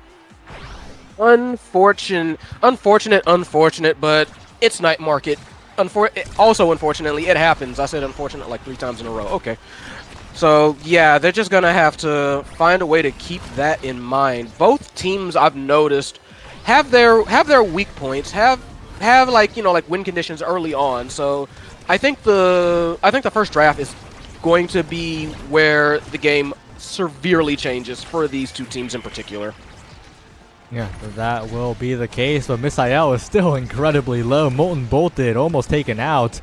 All it takes is one more shot, but managed to survive, get an orb for the time being. Donawall now thinking of how to find a kill. Mr. Pig will do it first. Another power play for the Unrestrained Souls, and a great expanse in the midfield by Donawall steals away a barrier. It feels like Unrestrained Souls know exactly who they're facing right now. Yeah, actually, because there's been an almost, I want to say, concerted effort to just make sure Misael doesn't play the game. And yeah, like if they get pretty much anybody else, then, you know, sure, great, fantastic. But Misael seems to be their marked target. Great shotgun by Mr. Pig that closed out the point, a set win. And you know, when I was talking about Senko's, like, they need to focus on damage more. Unrestrained Souls are focusing on damage very, very well, and this is the face of a team that knows what their game plan is. And now with this draft, they're going to get a lot more comfortable. Speed is potentially here for the Atlas with Glass Cannon and Spark of Agility both on the table. Spark of Agility taken among Titans stares at me as a potential pick for the Aimee or the Estelle here. That could be huge, but of course the Catalyst needs to be a concern. I'm surprised the 1-2 punch wasn't taken by Mr. Pig though. That could have been a huge KO awakening. Yeah, I think they may be banking.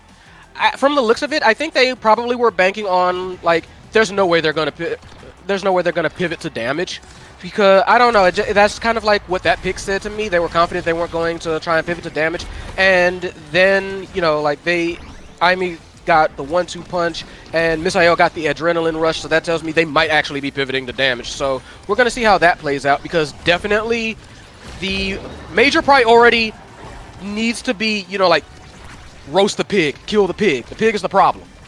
That's going to be a bit difficult, though, because Sutton picked up Deadeye, and now this Estelle is truly a sniper here, finishing off every single KO with the snipe. And Mr. Pig and Sutton comfortably walking forward. Katyusha, a bit of an own barrier, unfortunately. And it seems that Unrestrained Souls don't care about giving over those damage awakenings. They're all about stabilizing the game, and Dono Wall is looking like a very stable wall right now, flipping it away. And once again, it's Mr. Pig running up, doesn't even need the flip, but uses it anyway to get the hit stun. Sometimes you just want to confirm. But yeah, that's just like Unrestrained Souls, unrestrained in scoring, unrestrained in damage. They kind of running roughshod early on. So that's just going to be a danger that God's Strongest are going to have to try and fight their way out of, but it's not looking grand. It's difficult too. The reason why damage is so strong at the OSAS level is that a lot of teams, a lot of players focus on core control. We saw that with Yav12 earlier, who unfortunately lost. They were really good at scoring. They were dribbling like crazy. They were getting the pendulum swings, but the issue in their matchup was that they were getting killed. Like, survival is something that players focus on as a secondary aspect of the game, because it is a secondary aspect of the game, but it also means that Unrestrained Souls, as a team playing damage like this, they have a big advantage, because Misael and Rico Polo, they're struggling to survive right now.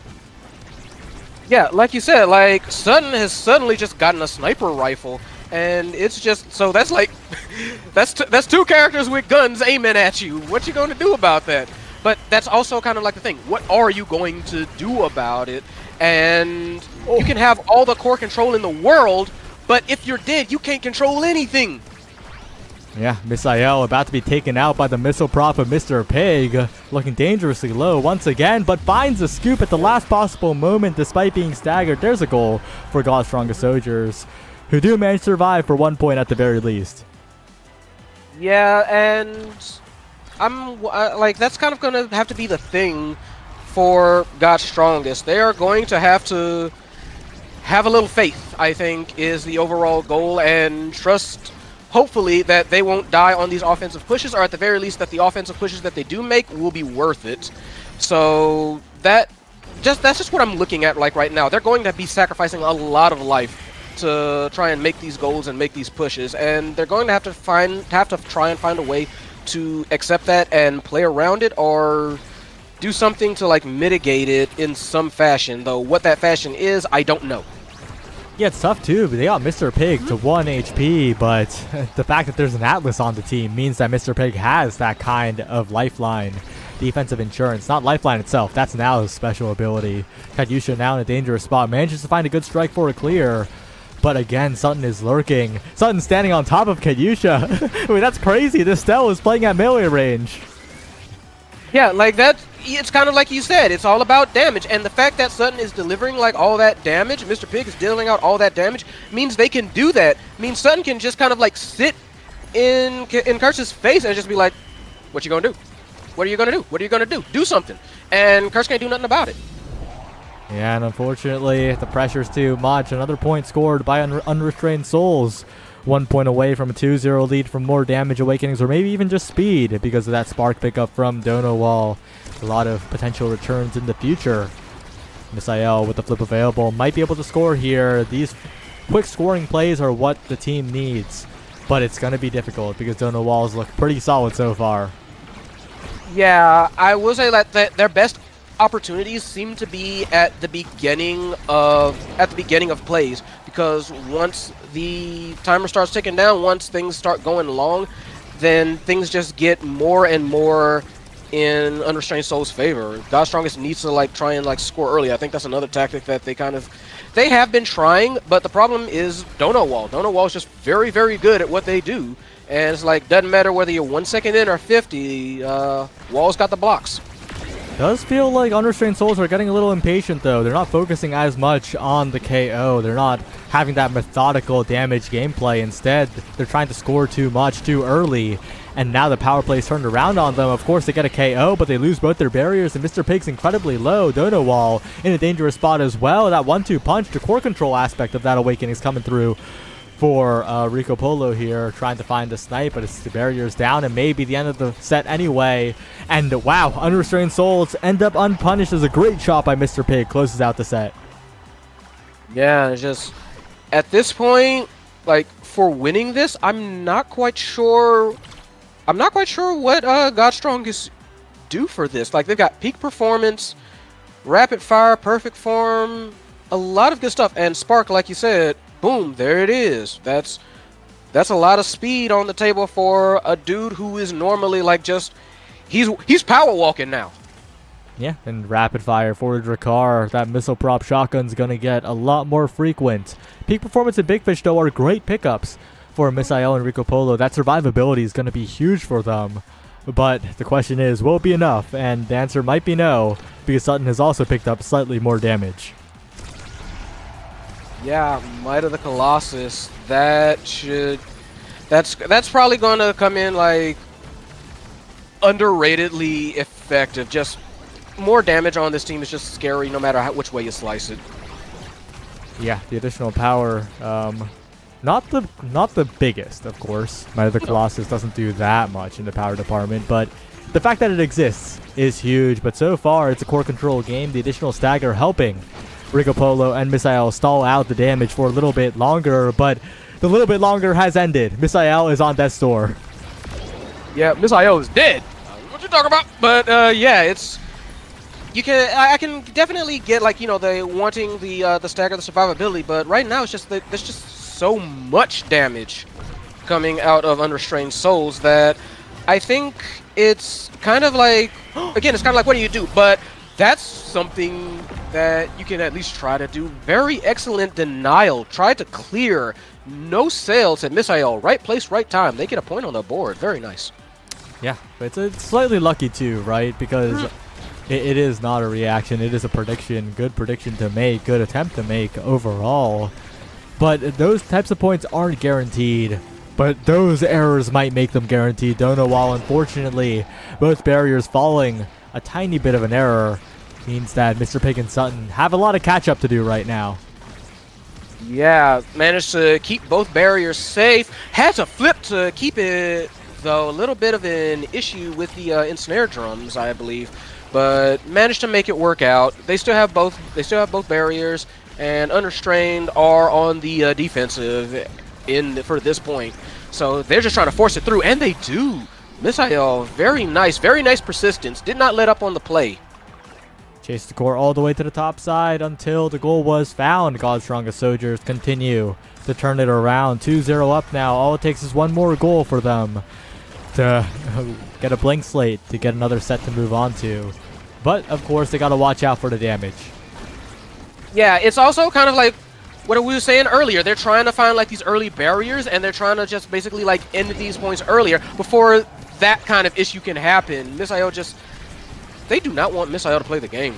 Like, it's just, it doesn't seem to be in the cards for him. So, very worrisome, but they have been surviving for this point. So, hopefully they can keep that going. And they do get the second barrier. Very nice. So, now they've got to try and find a way to close out ASAP. Absolutely. We'll see if they can find a passing play. Misael in position, but a good primary from Donowal, forcing it away once again. The secondary goes wide. Misael good evades to keep the pressure forward, and the passing plays from Rico Polo are connecting as well. The Ensnare Drums forcing an awkward spot, and now Misael full control. Can't quite get the second strike though, can't quite get the win box, but a last strike is perfect to maintain the speed. And 3-0 Godstrongest Soldiers move on to another set. They pulled it out. They made it very impressive.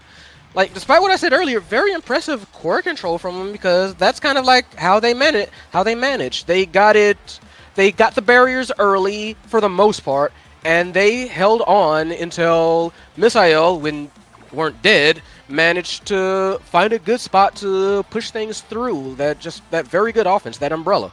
So now they get a little bit rewarded for it, although as that Atlas did get a third spark, so that's scary. Third spark, and one of them's cooldown, one of them's speed. That Atlas is everything that they need to hold it down for what seems like forever. Mr. Pig got heavy impact. Sutton got prime. Wait a second, I'm looking at the draft, and I'm like an Unrestrained Souls draft after that lost set. Yeah, you're not wrong. Like I said, 3 sparks, heavy impact, prime time for Sutton, for Estelle, I should say, and that is just frightening. On the other end, Misael desperately trying to survive, a little bit more resilience. Aerials for Kurtz trying to speed things up a little bit, and Happy Star for Aimi, which, you know, Aimi always wants the Happy Star. So it's not like it's a horrible draft for God's Strongest. That's the crazy thing. It's just the stuff that Unrestrained Souls got makes them much scarier in theory. So gonna have to see how that ends up playing out. Yeah, that theory was practiced for half of it, right? They got the KO onto Misael, but they still haven't gotten a single barrier. Finally, the first one falls, but they need to get these a little bit more consistently during the power plays. Katyusha is holding way too well. Great goalie gameplay here, as Donowal is forced to defend the open net. Yeah, God's Strongest definitely. I don't want to say they found a strategy, but they do seem to be a bit more, I'm gonna say, like, coherent together, and just general, like, they have plans, they have approach plans, and they have been turning up the aggression little by little, but that little by little adds up. Yeah, but so far it's still being defended by Donowal. Misael, final shot perhaps, a glitch pop to the top side, a missed strike by Sutton. No, the missed strike spells disaster. And God's Strongest Soldiers, they're the ones who will survive. They still had a barrier up, well-deserved points in the end. And this reverse sweep's looking more and more likely with how they're playing. Yeah, they're pulling it back, which, you know, good for them. That early barrier take, though, not pleasant. Don't let it shake you. Keep pushing, take control of the core, keep going forward. So if they can, though, yeah, it's very likely, it's very possible. So we're gonna have to see if they can hold up. Very nice, very nice burst to clear, and yeah. Ooh, Donowal, first real mistake here though. Own barrier means that Misael and Rico Polo are gonna try to attack the top one. Trying to find an advantage here are Unrestrained Souls. The shotgun not enough. Katyusha really punishing the lack of a true stuffing brawler on the side of Unrestrained Souls here. Yeah, that is the one thing. They do have two characters that can kind of slow the offense down in Kazan and Mako for God's Strongest, and they have been doing their absolute best to take advantage of that. As overtime comes in right in the nick of time, Red Core gets the goal open on the side of Unrestrained Souls. They have to be very careful now. Mr. Pig trying to, like, kill, doing what they do best. But open goes for both sides now. It's going to be very scary. Oh, Donowal moves to the center of the field on Night Market. If he moved to the center, that spells doom, because it is so easy to get into the top and bottom corners. That's exactly what happens. God's Strongest Soldiers 2-0 up now in the set. Donowal might be... I'm not going to say Donowal is cracking. Donowal is still doing very good, but, like, you do not want even the smallest mistakes. Not now. Not here. Yeah, so Donowal, in terms of the early defense, was great, but I think they're kind of autopiloting, and when they get on a bad rhythm, it kind of all ends up falling apart here, because they were pre-striking a lot in the previous set as well, and I didn't want to point it out because it was working, but now it's not working anymore. Right. So yeah, they've got to find a way to bounce back, because now God's Strongest are like feeling it. They've got a rhythm going. They've got mental momentum. They've got all of it. And Hotshot for Aimee, built different for Misael. And that's gonna be great. Stacks on stacks, very good. Honestly, very good for both sides. I'm not even gonna say it's a bad draft for either side. They've evened out now, I think. Yeah, but Sutton getting Fight or Flight last pick is a little bit crazy, right? That Estelle is going to be a lot more mobile, but the damage is what matters right now. Sutton on death's door now. One hit will do it, but surviving very well around the center, getting a barrier. And Godstrong and Soldiers over-focusing a little bit on the KO here as Sutton dances around the map. Barely staying alive, but barely is enough right now. Finally taken out by Misael. And the adrenaline rush from all the way back at the start of the game is coming into play here for what seems like the first time. Honestly, better late than never. Is for any situation where you need an awakening to proc. Better late than never. So we need to see if they can hold on though, because Misael very low, Ivy very low, and that's just very scary situation. Nearly gets like a cross country flip shot. Dono Wall once again autopiloting a little bit too much, missing the strike shots, missing the strikes. Not what you want to see here, but it might still be okay. Dono Wall just needs to calm down, and Mr. Pig and Sutton need to keep the offense under control. A strike board win is just enough. And despite it all, Unrestrained Souls, they're still in the lead. Yeah, but that gap has been closed to inches now. So they, like you said, Dono Wall maybe been autopiloting a little bit. I can see it now that you made me think about it. So that's something that they cannot let happen. They've got to realize that, you know, this is still a game they can very much lose. Yeah. What a series of 2 matches to have, right? The previous one went the longest distance possible, and this one is shaping up to go pretty long here, especially when Misael is controlling the core in the corner so well. Good defense by Dono Wall so far, and Misael is taking a lot of damage here. The orb stolen away as well by Dono Wall. Good awareness, and a barrier take by Mr. Pig, forcing out a bit of a misflip from the Aimee as well. Rico Polo now energyless, the team now barrierless. All it takes is one good shot as the clock ticks down to overtime. Yeah, now it's God's Strongest that have been making a few flubs. I don't know if the tension's getting to him or not. That flip could come in really handy right now, but burnt it and no dice. Good denial on the counter flip from Dono Wall though, so there's still a chance as this goes into overtime. Red cores might be coming out, and that could be a feast or famine for really either side. Flip available for Mr. Pig. Oh, overcooks the angle, hits the bumper, and that's not what you want to see. Now it's Misael's turn, but a great expanse from Dono Wall. Well timed, well placed. Saves the day once again. Katyusha, great clear to the bottom side, and the shot barely goes wide. Misael on the rebound. Great clear by Dono Wall, though. Perfect angle to get out of there. Another expanse comes through as well. The Spark of Focus doing so much work with the triple spark, but finally the barrier's taken. Godstrong Soldiers, they're continuing to force the core forward despite the barrier disadvantage, and now the disadvantage is gone. All it takes is one more shot, but a good flip by Dono Wall sends it away. Mr. Pig and Sutton trying to find a snipe to close this one out, but Misael is the bigger threat as the core control Kazan. Very, very scary back and forth. Had a couple of trying to predict the core and just too slow to catch it. But that was excellent save by Dono Wall. Barely managed to survive it. Core goes on the round the world trip, and I believe they will manage to hold out, yeah, until Misael comes back. Very, very scary situation for God's Strongest. They did manage to survive, but it's still Unrestrained Souls, I believe, that are the scarier threat right now. This core is flying 88 miles per hour. You're gonna see some ish. 88? More like over 100 as Katyusha missed the timing there. Dono Wall will take those. Good awareness, ascended rocketing to the other side. But Dono Wall is scaring me, okay? If you look at Dono Wall when the core's on the other side of the field, they're moving up, they're moving down, they're getting nervous. And as a goalie, if you're moving in the wrong direction in overtime, if you're on the wrong side of the field, like, sometimes the goal will just fly in, like we saw against Katyusha.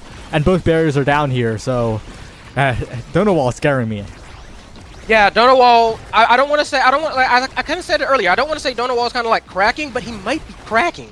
But at this point, it's the offense that's kind of saving the day. It's not as much Donawall, as much as I hate to say it.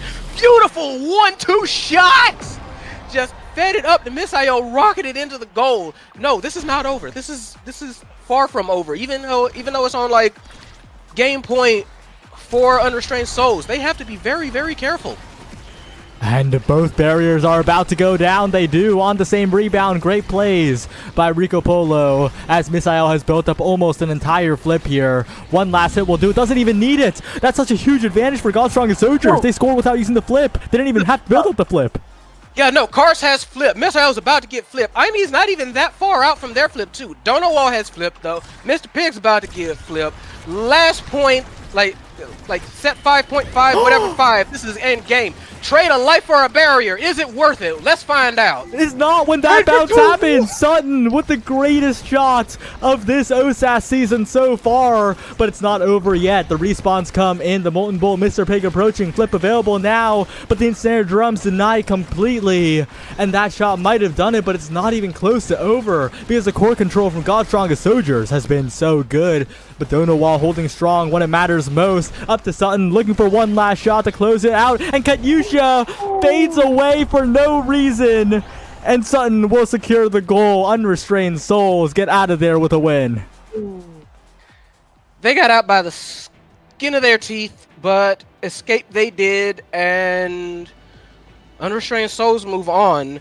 And I'm going to be real with you. I feel like this game was more predicated on the mistakes that each team made, as opposed to like a super consistent offense, a super solid defense, even though there was a solid defense by, let's be honest, both sides. But the reason that this was as close as it was, and it may sound simple, it may sound obvious, but it's not as blatant as it might sound, that it was kind of like the mistakes that kept this close. You know what I mean? Yeah, like most of the game was excellent play, right? But it really was the slight mistakes, the errors that shone through because the rest of the game was so close. Right. And some of the goalie habits really did get exposed there at the end, but it was still an incredible game, so incredibly close. Godstrong and Soldiers almost survived the damaged game plan of Unrestrained Souls, but in the end, I mean, I hate that was the reason why the goal went in, but Katyusha Kurtz faded away after the strike. Why'd you fade away? Just stay there. Yeah, like everybody was on top. The goalie was on top. Even if, like, I personally believe that at that angle, even if the shot had went, like down, you would have been able to get to it in time. Because there's no way that, like, from that angle, if I'm recalling the angle correctly, there's no way that, like, that goes down to, like, the killer corner without you being able to get there in time. That's just a little bit too much distance. So, like, anything shallower, you would have been able to get to. So, no, just stay up there. Well, still an incredible game from two incredible teams. Set 5.5 for the second game in a row. And of course, Godstrong and Soldiers will get one more chance in the loser side, the third place tiebreak, the last chance qualifier for this week. But before that, the other side of the winners qualifiers, a bit of a lower matchup between Seraphim Crimson and Senko's Beloved Loaves is up next. Don't go anywhere. We'll be right back.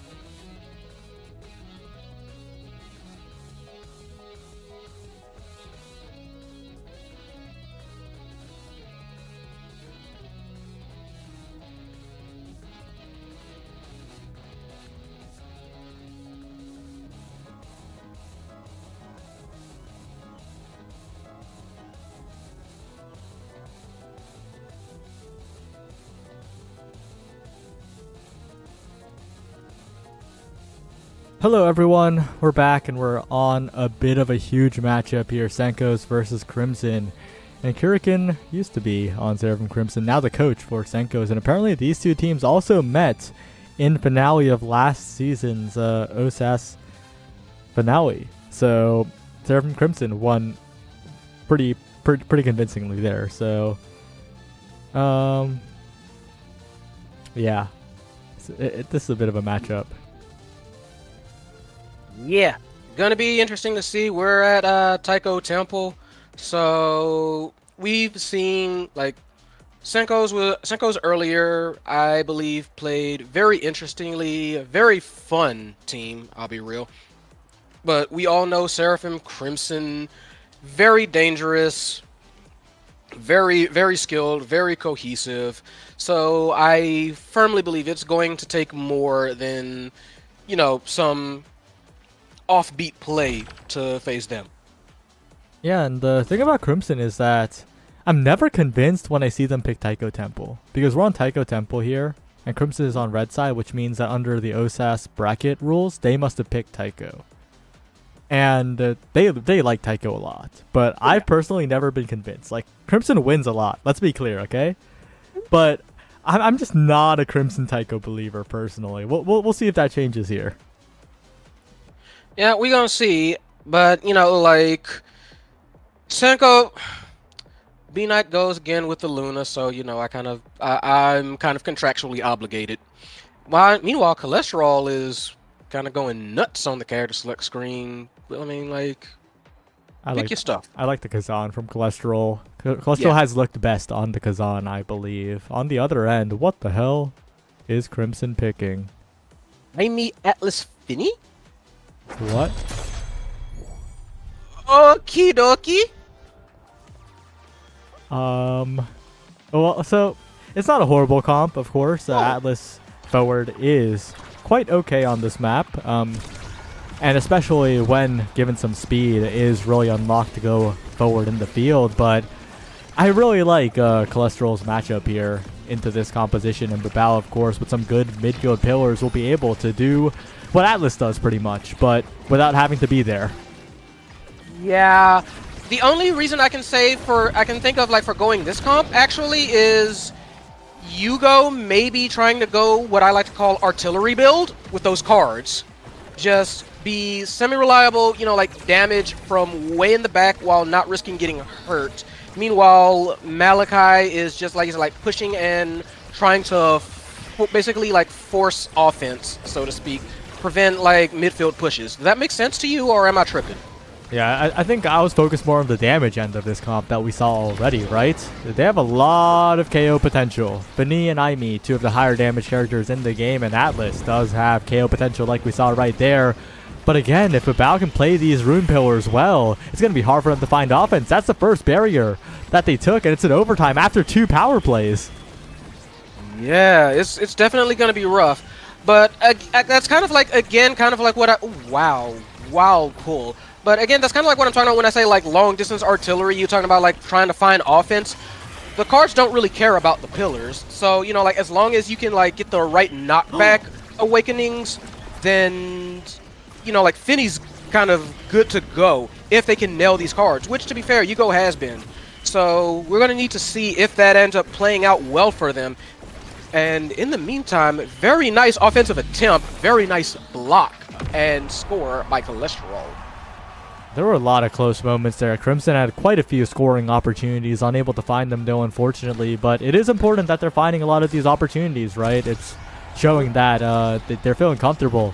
That they had a lot of shots on goal as well. If they can just lock in those angles, I think they can bring that into a 1 game and a finale qualification. Cholesterol brought low once again. The damage potential looking quite devastating as the pillars from Babao, though, on the core control, looking like a solo scorer right now. Goes for the ban. Overcooked it. Babao, why'd you banish that?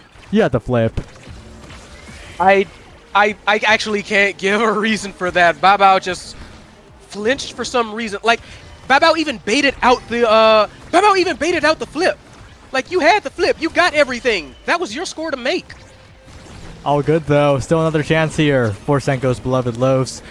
Dash in from B-Knight unfortunately doesn't catch the core. But Yugo, no cooldowns left and can't save that one. 2-0 up for Senko's beloved Loafs, and this is a team that scales to the moon with Awakening. So, well, both teams scale insanely well. So, it's going to be a bit of a scary game in the late game. Yeah, I was about to say, like, really both of these scale for late game. Like I said, Yugo is, I'm convinced now, just looking at Yugo's play, trying to pay attention to them. Yugo's just trying to play like an artillery cannon, just go all the way, just like stay in the back, hurl cards, and be a persistent like damage threat, which is not a bad situation. You know, that's not a bad role for this character, but it's going to be a bit of a rough road, especially with saves like that. Yeah, great save by B-Knight. That was a scary spot to be in as Malachi dribbles forward. Malachi goes for the Strike War win, but gets banished away and cratered as a combo. Still has the flip though, and still gets a simple goal. Senko's beloved Los don't finish their food and pay the price. Yeah, Malachi kind of had to flip to kind of shake B-Knight off. B-Knight went top, thought he was gonna go high, and just straight shot in.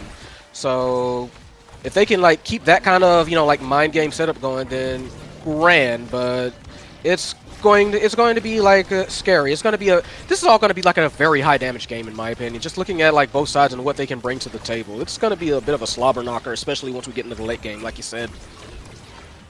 All right, once again, Babao pushing forward, trying to find a good opportunity here with a banish on the midfielder to flip denied for now, but Tefong flips it away. Taking a lot of damage though, a KO would be huge if it's found on Tefong, but Babao is also incredibly low here. Needs to be careful when going for the orb and gets hit away once again. B-Knight now on the offense, but can't quite find the second hit, and Malachi now trying to find a good primary, but unable to do so. The barrier's still standing. Very, very good defensive play, honestly, by B-Knight. Been on top, been on point. Very nice shot. That Big Finish couldn't save it.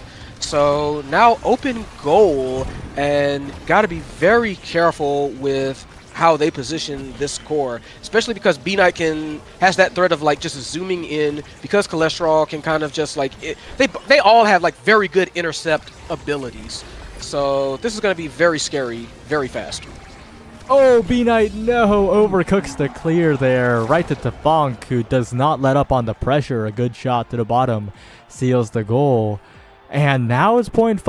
Senko's beloved Loafs, they were 2-0 up. They had the control, but they need to finish it.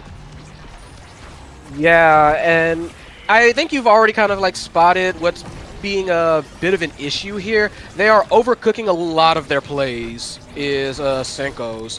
Like, they're trying to predict things that aren't happening, and I can understand why to a certain extent, but at the same time, sometimes you have to really figure out when to go for it and when to not. It's just an experience and judgment kind of deal, in my opinion.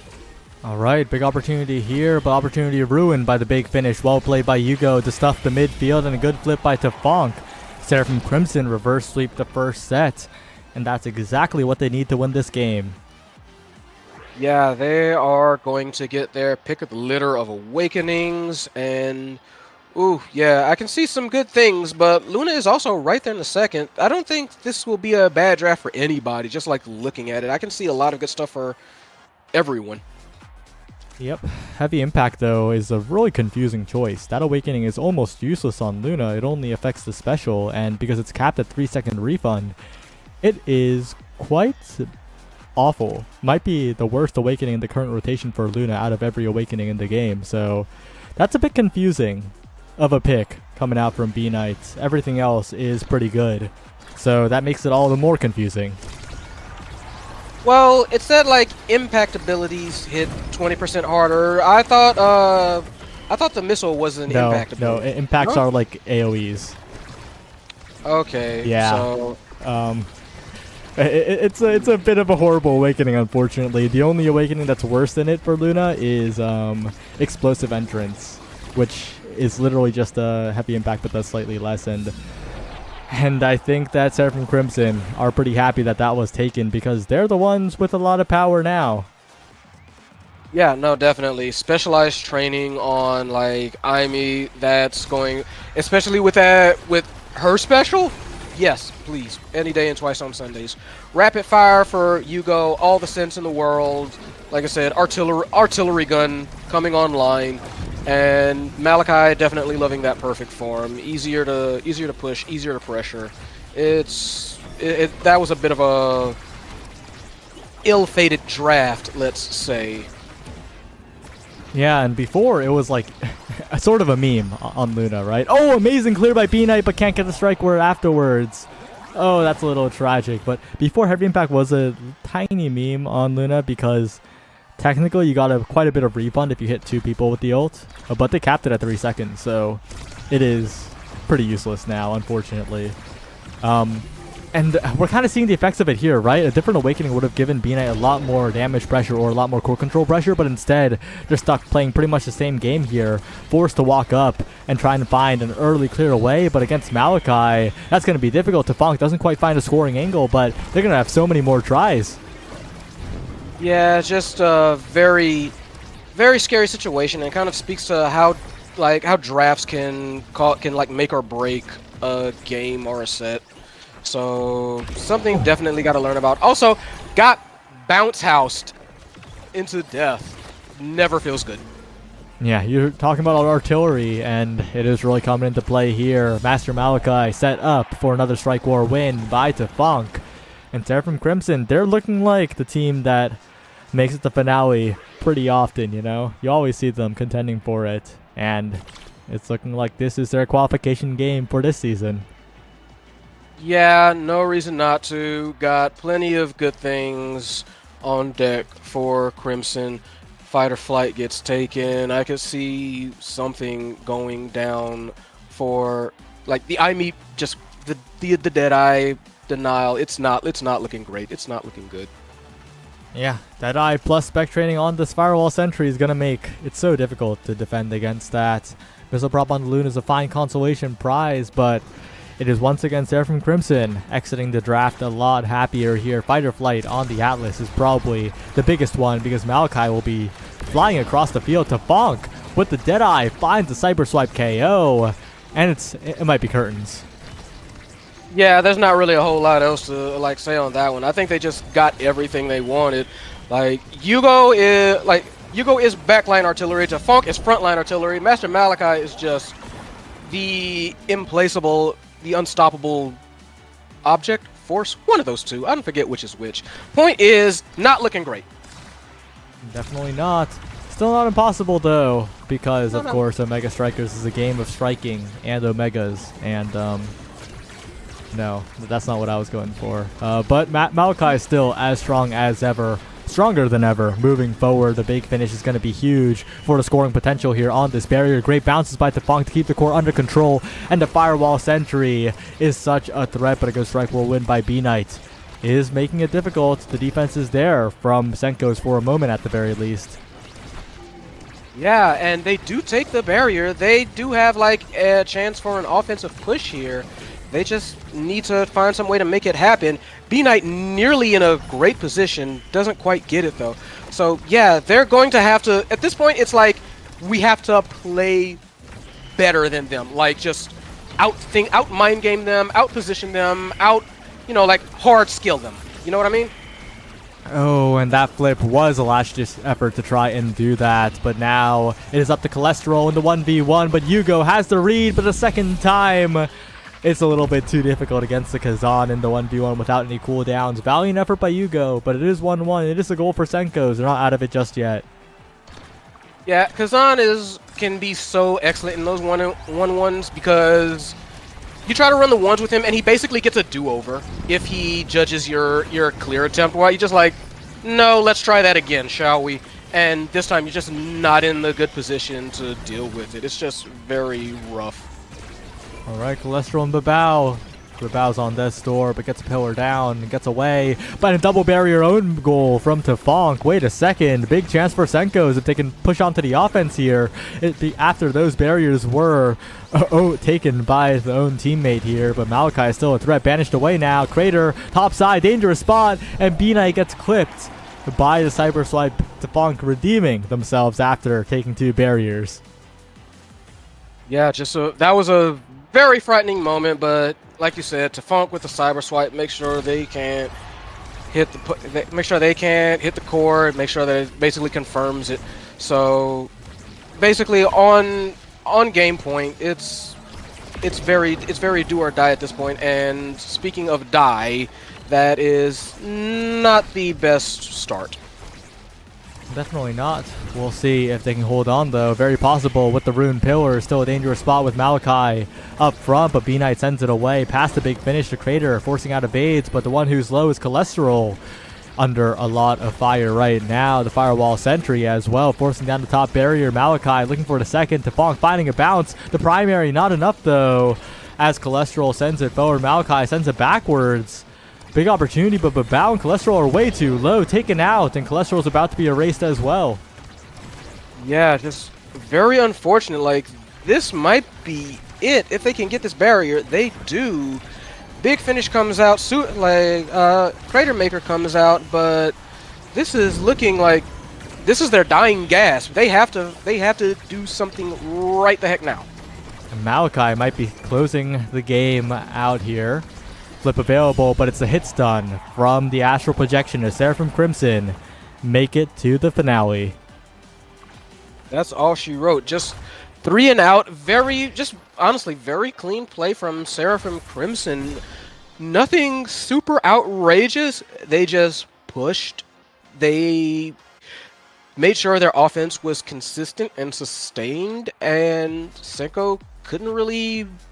They tried in several positions, and there were some scoring opportunities for them, but it just wasn't persistent enough, and Crimson was just too much of an onslaught, especially after that unfortunate draft by B-Knight. Yeah, a little bit unfortunate, but it is what it is, you know? Seraphim Crimson, they're consistent for a reason. They make the finale for a reason. And we'll see if they can finally graduate from OSAS this season, Season 10. It would be quite fitting. But we'll see that after the break. We'll be right back and when we'll be right back, we'll have the final match. Don't go anywhere.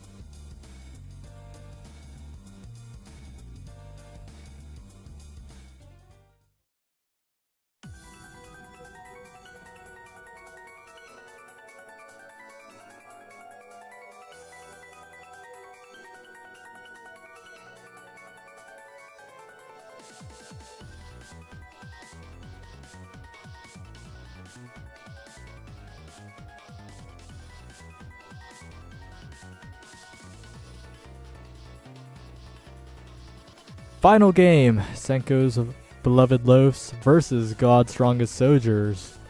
And this is the last chance, right? We've seen what happens. Last week, the Fool's Cups were so close and missed their opportunity. And that's why, especially in this losers qualifier, you don't want to miss your opportunity.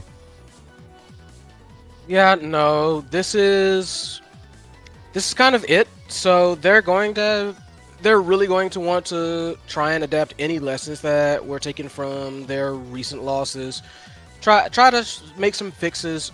Try to tighten up their coordination or their game plan, or heck, their maybe their draft order. Anything that they can think of that they can like try and fix here and now, especially in this map.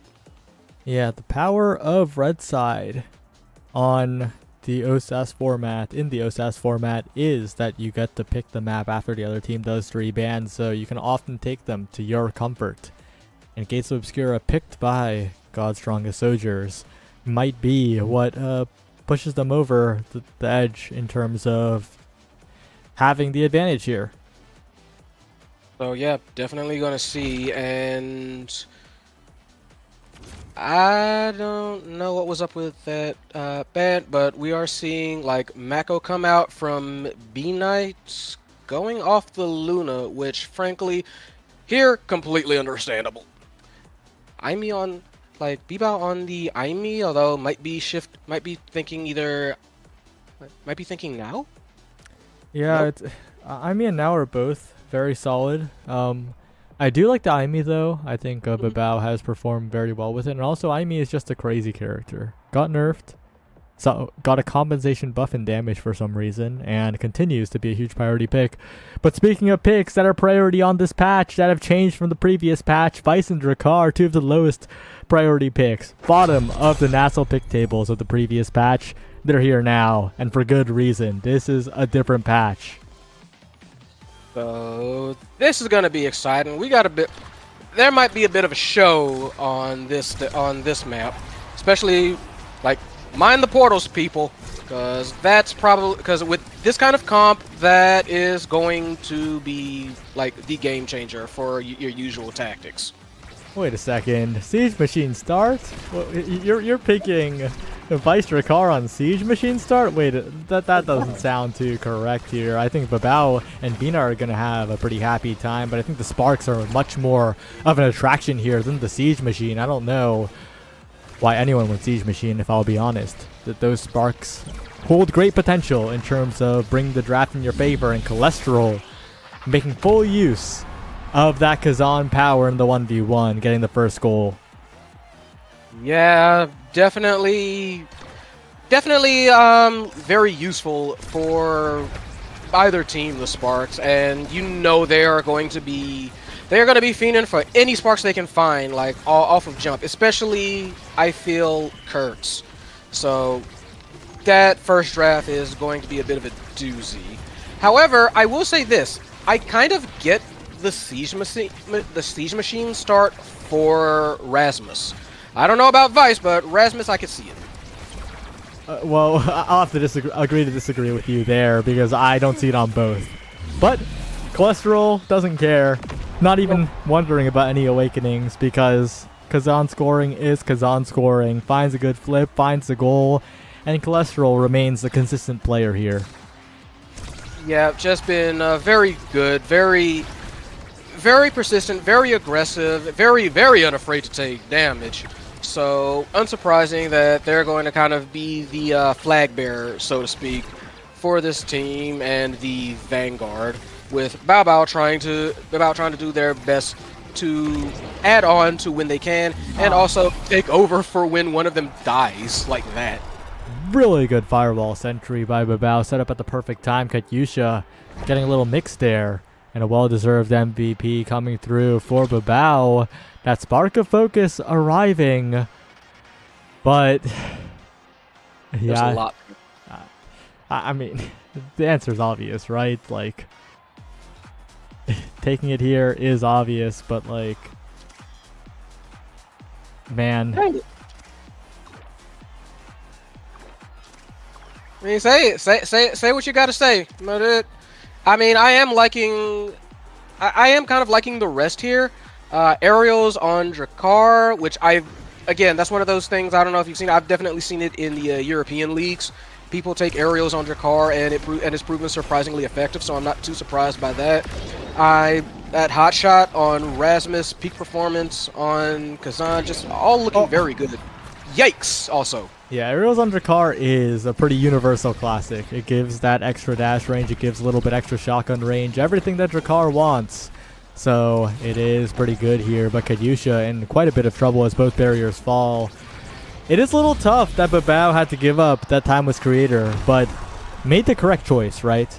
Started with the Spark, got another Spark, and if the next draft is a Babao first pick and another Spark appears, it might be curtains. Yeah, like, it hurts now, but, you know, good medicine tastes bad. I was about to reverse that and do something horrible. But yeah, good medicine tastes bad in this case, so we'll see if that works out for him. Hopefully, like, if they do get this next MVP, then yeah, very much will. Well, if you reverse that, isn't it true too? Like, bad medicine tastes good. You know, sugary drinks taste. Anyway, you know, I'm overcooking. Moving on real quick. But Bound Cholesterol rushing forward to try and find a scoring play through the portals, but there's no one there on the top side. But I don't think both these teams are too comfortable with gates from what I'm seeing in the gameplay. They both kind of seem like they were expecting the other team to be less comfortable. Yeah, actually, I didn't notice that, but I kind of attributed it to like warming up. But yeah, I kind of see it because there's like some very weird passing sequences. I think, like, that's not just me, right? Yeah, I think Senko's definitely doing slightly better though, because I think Cholesterol is playing comfortably, Babao's playing comfortably, and especially in the corner there, goes down but takes a barrier, 2 barriers actually, and Senko's Beloved Loafs. They're looking brilliant here. They're not really playing gates. They're just playing the corner with Cholesterol. And now through the portal it goes. Stalled out for a while as Cholesterol follows through. Katyusha, people can go through the portals too. Oh no, didn't expect that at all. And it's a 2-0 lead for Senko's Beloved Loafs. Yeah, Kurtz was shooting. Kurtz was busy aiming at somebody else. Forgot what the core was for a half second. And yeah, Aimi getting rewarded for it. Take your pick. You want more strength, more resilience? Which one? Aimi's loading up on these sparks. Very, very scary. So now they've got to worry about this. This denies any kind of like spark build whatsoever from the other team. Yeah. And the Cholesterol benefits a massive amount as well. 2 sparks, one of them being resilience, means that even while in the corner, you'll be able to tank quite a long time here. So I think Senko's Beloved Loafs have all the tools they need. They got a Speed Awakening on B-Knight as well. They got everything. Oh, yeah, you're right. So very, very excellent draft for Senko's. Not even that God's strongest. Not even that they had a bad draft. That's not even a bad draft for anybody. It's just Senko's got exactly what they wanted and needed. They're just improving their game, and they're just, I forget the term for it, but they're just getting better and better. Yep, Cholesterol has a massive health bar, has all the stagger necessary to survive now, and the scoring plays are coming in. B-Knight with the infinite rebounds through the portals. Okay, overcooked that one, slows it down a little bit, but still is there to follow up. Cholesterol getting the core once again, as B-Knight gives them speed. A bit of a weird flip here, but Babao does chip damage to Misael, who could be going down any second now. Rico Polo desperately trying to find a good Supernova to try and find a KO, but Cholesterol is just too tanky here. Misael trying to find an opportunity, but it's once again Cholesterol pushing forward. Good defense by Kurtz, but it's a permanent defense for them as they can't mount a solid offense. That was an incredible. That was just like an incredible dive at an incredible angle. Caught that core perfectly. Cholesterol, like, level 5 and has the health bar of almost, I want to say, like 9-10. It's wild. Probably more. The level health is not as much as this monster of a Kazan, I think. This cholesterol guy barely got brought to half by special from Rico Polo. So that is quite ridiculous here. On the other end, this Rasmus could get swatted any instant now like a fly by the strike of B-Knight even, but it's just a pull from cholesterol that does the job. Rico Polo with a flip trying to find the barrier does succeed in doing so. Maybe a chance with a good shot, but it's still so tough when Senkos are being this consistent. Yeah, like they are kind of chunking these health bars when they let fly. So very dangerous. Exactly like that. That was just like 1, 2, flip for the confirmed kill from Pivout. That was just nasty. And this barrier is soon to fall, but no, they don't get it just yet. B-Knight barely getting there in time, but does get it through the portal, does slow the offense. Once again, Cholesterol, great strike war, and still surviving, barely taking any damage here. Portal pass, but a strike war lost. Dangerous spot now for B-Knight, who gets a little bit too ambitious in playing with the portals and gets punished by Misael. Godstrongest Soldier's not out of it just yet. Yeah, no, Misael just easily saw that when B-Knight tried to get it through the portal. Misael was just like, nope, and you're out of position. Let me just pop this in real quick. So something they have to like keep in mind, because like those portals are a double-edged sword. They can cut both ways. Absolutely. Katyusha now sending it through, looking for the barrier, take on the other end, successful in doing so, but about the Cholesterol looking for these strikes, but Katyusha's on point with the defense. Lock and loads perfectly timed, and Babao can't get it through the portal. Bit of a misplay here. The Supernova comes through, and both barriers are taken. It looks like Godstrongest Soldiers have finally warmed up. Yeah, it's not only that they've been warming up, they're playing a bit more consistently. There's just a few more mistakes that are coming out of Senkos. It's just they're making easy mistakes, and that's costing them. Yeah, like Babao missing the portal, but that glitch pop's right on target, 1 point away from sealing their qualification. Yeah, but you're totally right. Babao has missed the portal when trying to pass it to the portal, I think the past 4 times now, and the effects do show. Yeah, like at some point portals can be great, but at some point they're not worth it. Just pass it forward normally. But you know, like if they can score anyway, if they can win it, then bam. But see, that's kind of like what I was talking about. That earlier portal pass that just gave B-Knight more time to reposition than I think a standard pass would have. So it's something that you have to keep in mind in this. Like the portals are not like a free pass. It's not like a free offensive positioning. Not by any means. Babao now almost dead, about to be taken out here, but still Cholesterol pushing forward in the corner. Too much health to deal with here. Still surviving now, trying to find a bounce through. Babao staggered and knocked back to the perfect position to close the game. And Senko's beloved Loaves take the final spot. If I had a nickel for every time somebody got bounced by the opposite team in the perfect position to score on that team, well, it's still not common, but I'd have 2 nickels. Well, Senko's beloved Loaves, they managed to do it. They make it happen. Bit of a tragic week previously, but this week is more than good enough, and they will make it to the finale. Yeah, that was just that was quicker than I felt almost that it should have been, if that makes sense. But it was quicker than it felt, I would say, in the heat of the moment too. So that's wraps. They go through. Congratulations. Yeah, the 3 teams making it from this week are the Unrestrained Souls. That team looked confident. Seraphim Crimson, the classic, and Senko's beloved Loaves. And with that, thanks everyone for watching. Thanks everyone for playing. And I guess the next thing that's really on the schedule, because this week's a break week for the league. I guess the next big thing on the schedule is Nasty Finals on Monday. So don't miss that, everyone. We'll see you then. Good night. Peace out.